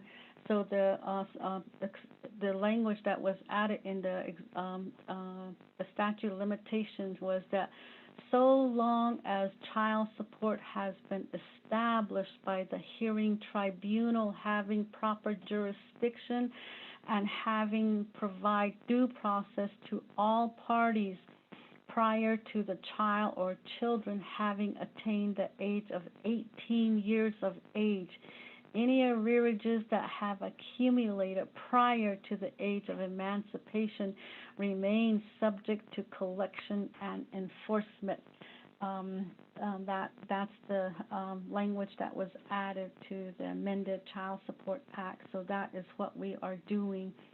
As far as the other question, I think when the question about retro, when the Child Support Act does the same thing too.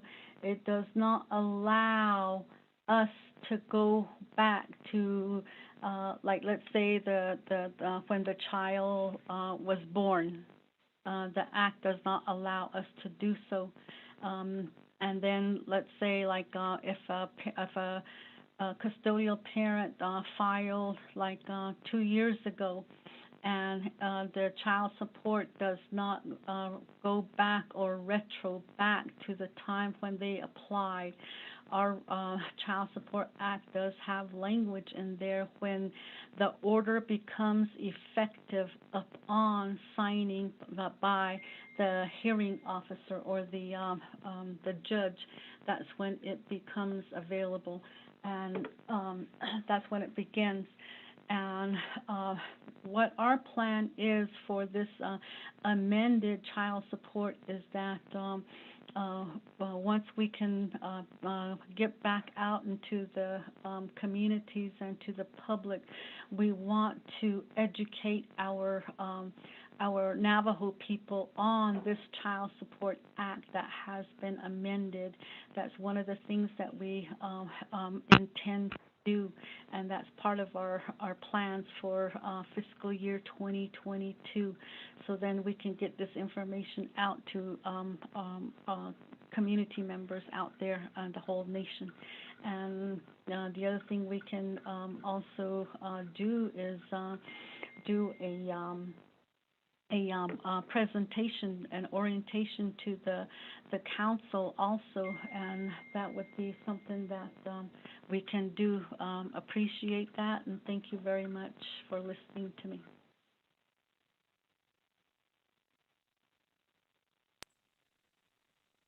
Thank you. That concludes your response, Chairman. Thank you, Chair. Yes, that would conclude our response. And we do hope it answers Vice Chair Aruso's questions and concerns. Thank you. Thank you. Colleagues, with that, are there any other further questions on legislation 0093-21 at this time? Mr. Speaker, Delegate Aruso. Honorable Aruso, what is yours? Oh.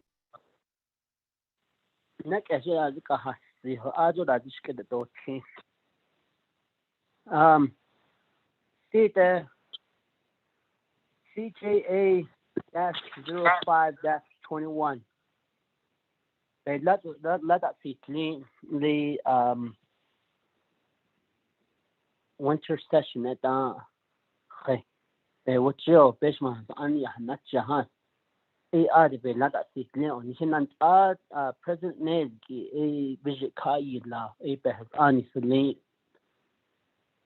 akoko khone be has ani ya ko shi keta to ko Mr. Taro ya chi ko ta bi ta so chin wal ye ke sahot go ya be has ani be case so ke sahot ko ya be ishan endo ni ho ni be ha ya ya ako bahas na ita ki chini ki ba ya ki be definition is all ya chini ki ado nas asa akon de be ani pi kon ya ya heishi a chini bi ne ya ki panah tla to le tedit atahi na khajne the age of 18. According to the Behaz Ani, aka Belatsi clean. According to the actionable definition, aka Adonai answer, it down a call a quabe chetnan day. The old definition of the child, ya, chin is a bit asa, Jipanachi in. 8 or sebit ata to ya ko bana or ya chinin ba ya shi has ani belada si clean lady and no president visit ka yidla kwa chin ya just sebit ata bana ki say the child became 18 at the age at the date of February 28 this year. The old definition of the child is still what is governing that policy. And however many children who are receiving, families that are receiving child support payments, that child's going to be affected because their child support is cut off on that day because of the definition of the child on what's currently on the books. Adeti bahas ani what is shina equal though no get technical amendments ni a chini ki ya so hey chini ki ya ka hot go ya ka ito so a tebit a ta na khai ja koi le bichin khai da chin ni ye ko ko do net ni ti ba na ni do so they're up to the age of 8, the age of 18.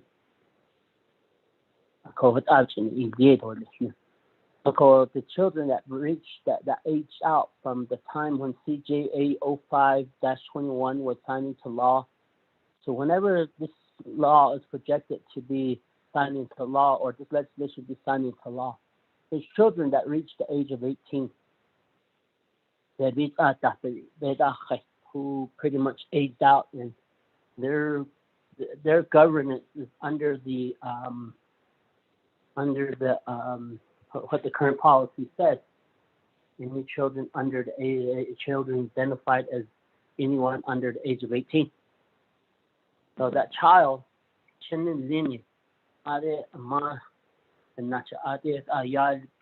child support behind so once they reach the age of 18, that's when the child support will cut off. But this law will allow child support to continue through the age of 18 until 19, but now until their 19th birthday.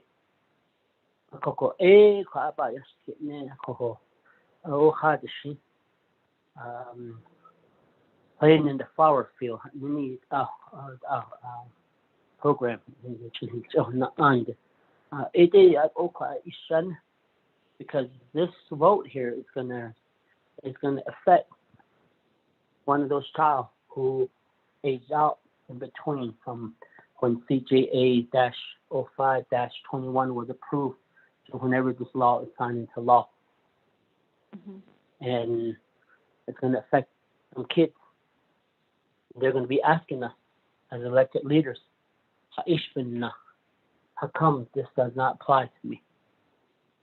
Or a single mother who is receiving their child support payment, and their child support has cut off at the age of once they turn 18.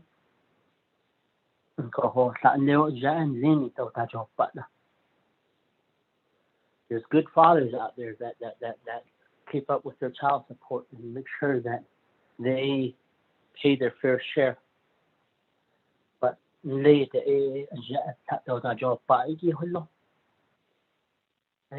only obligated up to when the child turns 18. They're an adult after that. They're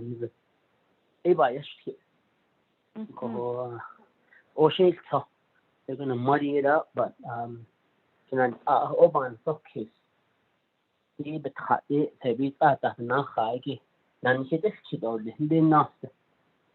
and I really hope that the program really will have an answer for those individuals that reach the age of 18 in between when the law was approved, CJA-05-21 to now, to this legislation, which is going to change the definition of a child. You have one that's saying that you're going to get child support payment up to the age of 18. You have this one, when this is signed into law, you're going to get your child support payment through the age of 18.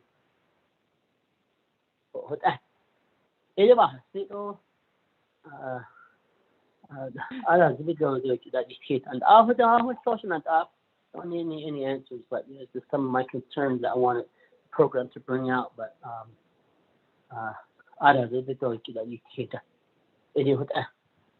move forth and ready to vote on this. Thank you.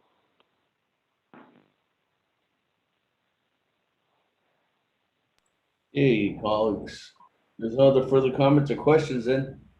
We're ready to vote on legislation 0093-21. Going twice. Going 3 times. Third board. Honorable Elmer Begay. Honorable Elmer Begay.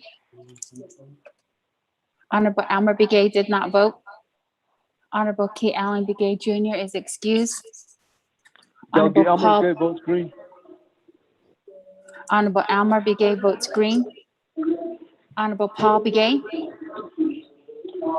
Delegate Paul Begay votes green. Honorable Paul Begay votes green.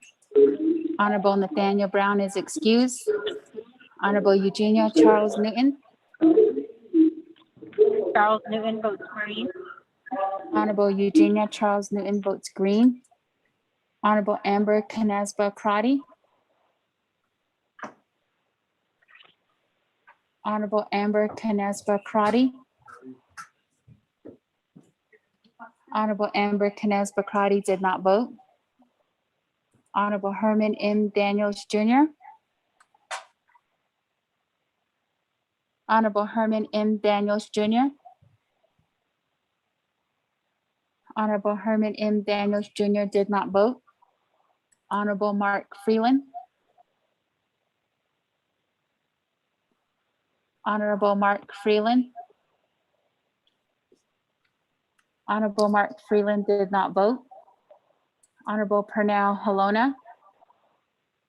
Halona votes green. Honorable Pernell Halona votes green. Honorable Jamie Henyo.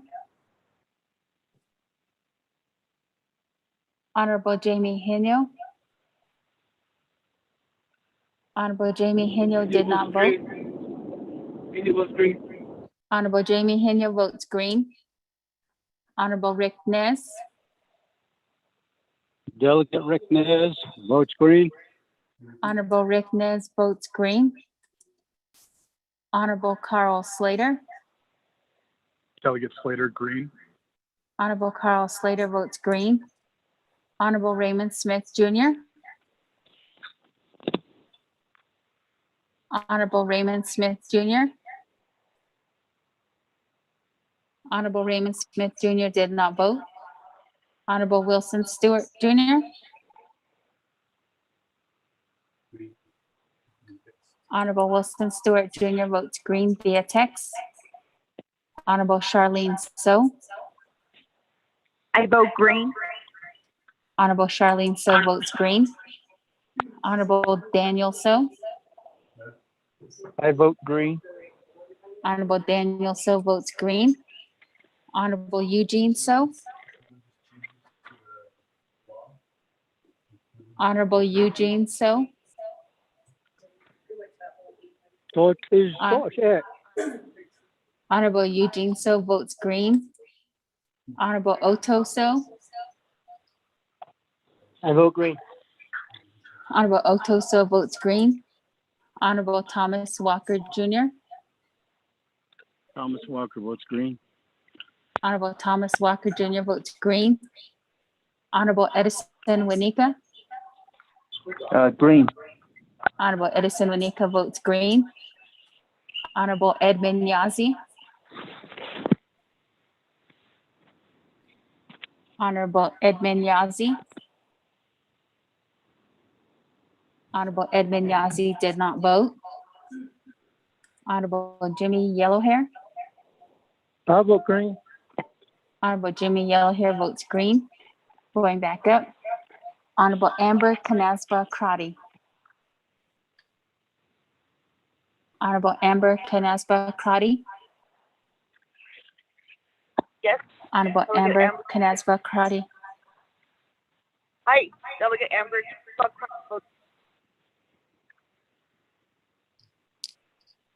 I'm sorry, Delegate Crotty, I did not hear you. Can you repeat your vote? Delegate Amber Kinsbaugh Crotty votes green. Thank you. Honorable Amber Canespa Crotty votes green. Honorable Herman M. Daniels Jr. I vote green. Honorable Herman M. Daniels Jr. votes green. Honorable Mark Freeland. I vote green. Honorable Mark Freeland votes green. Honorable Raymond Smith Jr. Honorable Raymond Smith Jr. Honorable Raymond Smith Jr. did not vote. Honorable Edmund Yazi. Green. Honorable Edmund Yazi votes green.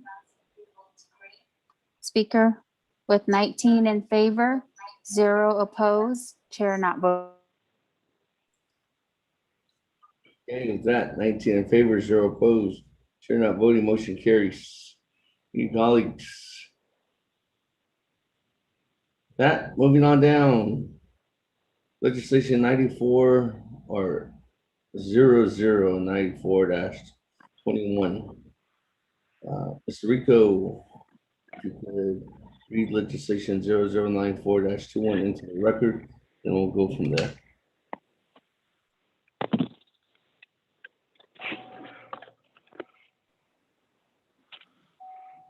Thank you, Speaker and members of the 24th Navajo Nation Council Naa'bik'iyati Committee. Tracking number 0094-21, an action relating to health, education, and human services, budget and finance, and Naa'bik'iyati committees in the Navajo Nation Council.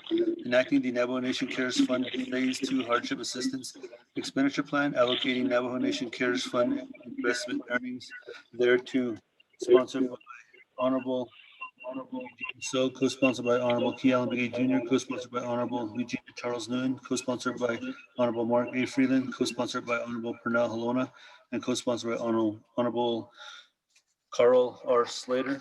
You do have committee reports from the Health, Education, and Human Services Committee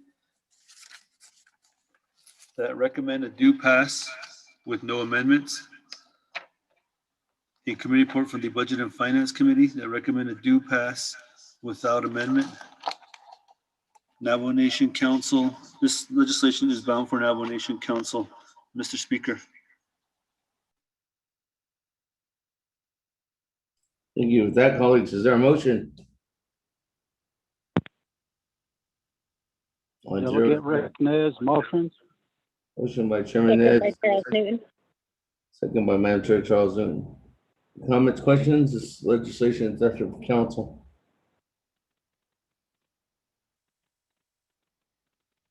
Going twice.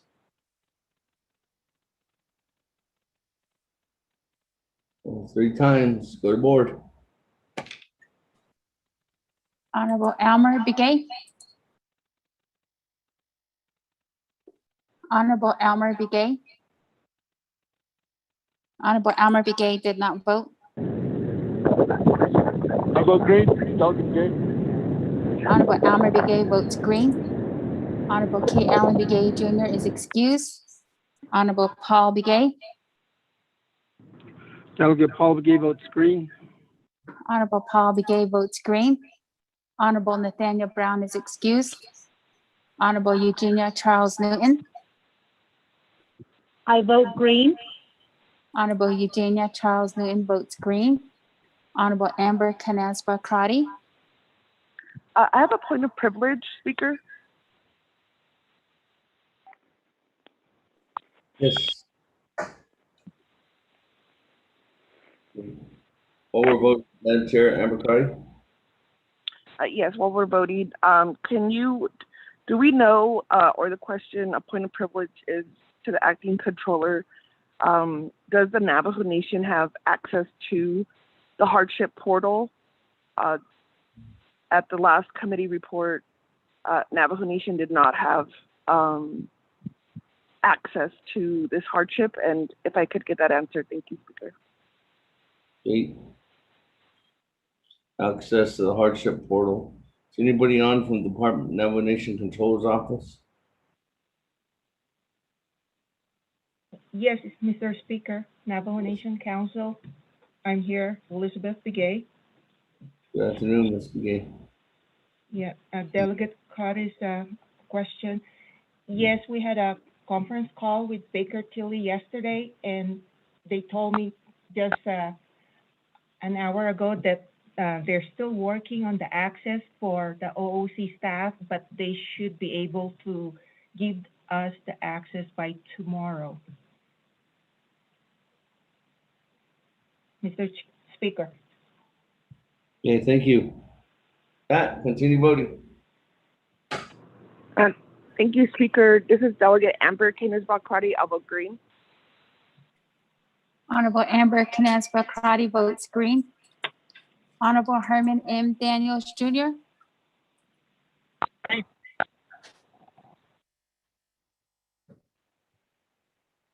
Honorable Herman M. Daniels Jr., can you repeat your vote? I vote green. Honorable Herman M. Daniels Jr. votes green.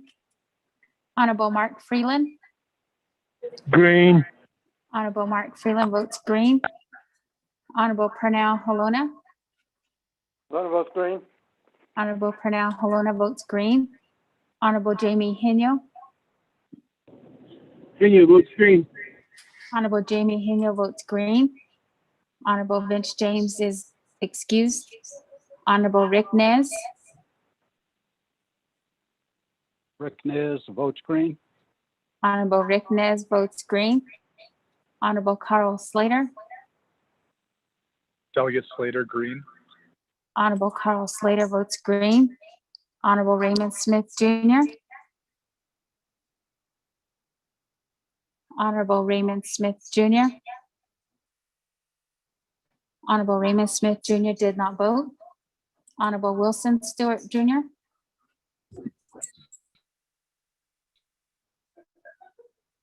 Honorable Wilson Stewart Jr. Honorable Wilson Stewart Jr. did not vote. Honorable Charlene So. I vote green. Honorable Charlene So votes green. Honorable Daniel So. I vote green. Honorable Daniel So votes green. Honorable Eugene So. Honorable Eugene So votes green. Honorable Oto So. Honorable Oto So. I vote green. Honorable Oto So votes green. Honorable Thomas Walker Jr., Thomas Walker votes green. Thank you. Honorable Thomas Walker Jr. votes green. Honorable Edison Wanika. Honorable Edison Wanika. Honorable Edison Wanika did not vote. Honorable Edmund Yazzie. Green. Honorable Edmund Yazzie votes green. Honorable Jimmy Yellowhair. Honorable Jimmy Yellowhair. Honorable Jimmy Yellowhair did not vote. Going back up, Honorable Raymond Smith Jr. Honorable Green. Raymond Smith Jr. Honorable Raymond Smith Jr. votes green. Honorable Wilson Stewart Jr. Honorable Wilson Stewart Jr. Honorable Wilson Stewart Jr. did not vote. Honorable Edison. Green.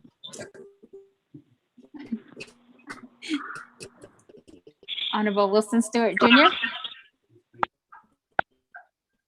votes green. Honorable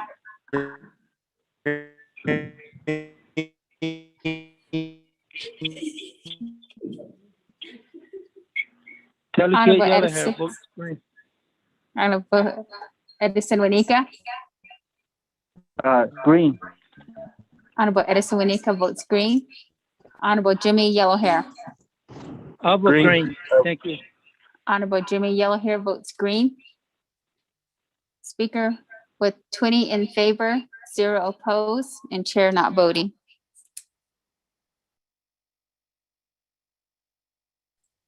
That 20 in favor, 0 opposed, and chair not voting. That, colleagues, on legislation 0094-21, motion carries. That legislation 94-21 moves on, Justin, for Navajo Nation Council session, colleagues. With that, colleagues, we come to the end of the agenda. There was 3 items added onto the agenda. There's 2 more items that were placed on there 24 hours in advance. 5 items have been tackled. With that, colleagues, we come on down to item number 8, close of meetings, and then announcement. Motion to adjourn, can you? Tomorrow at 1 o'clock. Speaker Damon. Speaker Damon. Tomorrow, request to speak, sir. colleagues, we do have a Navajo Nation Council special session requested, and there was, Mr. Rico, how many signatures did we get? We got 15. Mr. Speaker, I believe it went up to 19 or 20 signatures. I will send the petition out again, but I believe it was 19 or 20. All right, so we have a special council session tomorrow, starting at 1 p.m. I know that some of you have meetings in the morning, some of you will be traveling, so safe travels on your travels, colleagues. Other than that, let me go turn the floor over at this time.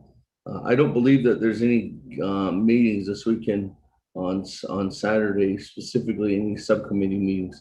But other than that, we do have Naa'bik'iyati committee meetings on Monday, Tuesday, and Wednesday next week. Let me turn the floor over at this time to Chairman Rick Nez on announcements. Thank you, Honorable Speaker Damon and honorable colleagues. Just really briefly, we had a meeting with Quadrilateral Task Force at La Chia, Arizona, and there's issues with the National Park Service, and therefore, Speaker, perhaps we could have a work session scheduled sometimes with the agents as well as the task force to give some educational updates to the full council. Thank you. Okay, we'll schedule that. Please note that, staff, and we'll probably be reaching out to yourself and Honorable Paul Begay in doing that. That, colleagues, any other announcements at this time? There's none. think there was a motion by Chairman Hinu, adjourn. Yes. Time is 2:17 p.m. Is there a second? Speaker Freeland, I have an announcement, a comment, and I'll second too. Second by Honorable Freeland. Well, Freeland, go ahead before we go for the vote. Speaker, I just noticed the council's website was updated, and whoever did that, thank you to the staff. It looks really good, really well. Zonia, you guys did a good job. As always, the staff, thank you very much for all your hard work. That's it, Speaker. Thank you. Thank you. And did unveil that today. It's been in the works for almost a year and a half. It's great work by Byron, our former communications director, and Emo. Thank you very much, Emo, you and your team members. And it's going to do an Office Legislative Services. Thank you, Mr. Rico, you and your staff that helped create that. Other than that, thank you very much to the rest of the staff. Again, as Honorable Freeland indicated. Colleagues, let's go to the board. Vote on adjourning at 2:17 p.m.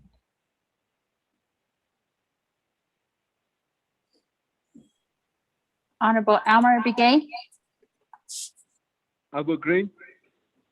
Honorable Elmer Begay votes green. Honorable K. Allen Begay Jr. is excused. Honorable Paul Begay. Delegate Paul Begay votes green. Honorable Paul Begay votes green. Honorable Nathaniel Brown is excused. Honorable Eugenia Charles Newton. I vote green. Honorable Eugenia Charles Newton votes green. Honorable Amber Canasba Crotty. Delegate Amber Canasba-Crotty votes green. Thank you. Honorable Amber Canasba Crotty votes green. Honorable Herman M. Daniels Jr. Green.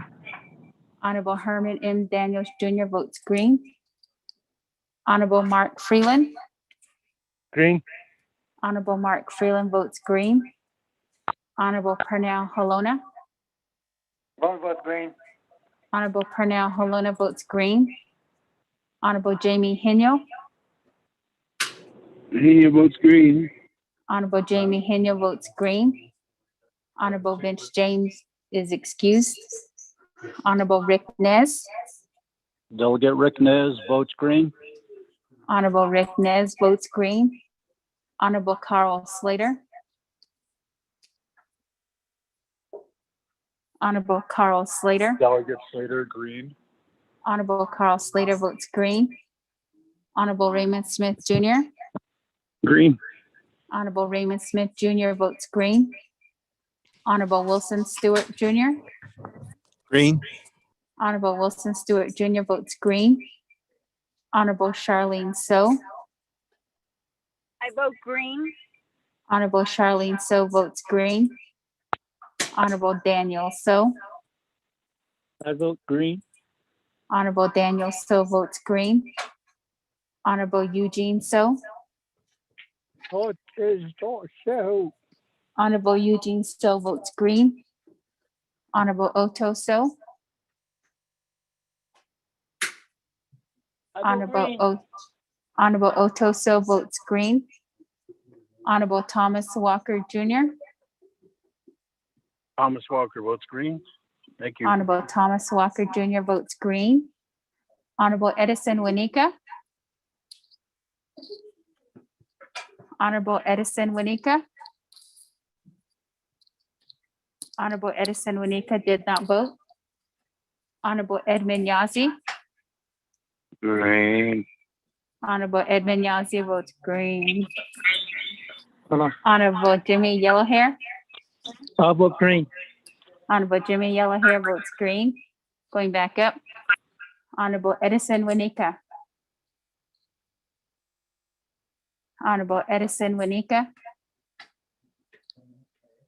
Honorable Edison Winika did not vote. Speaker, with 19 in favor, 0 opposed, and chair not voting. Thank you very much, Ms. Nota. That, colleagues, 19 in favor, 0 opposed, are officially adjourned at 2:17. Yes, 2:17. I keep looking at the wrong time. Thank you very much, colleagues. You have a good day. We'll see you tomorrow at 1 o'clock. Have a good evening. Safe travels again, those of you who are on travel. One. Thank you, Thank you, Speaker and staff. Speaker.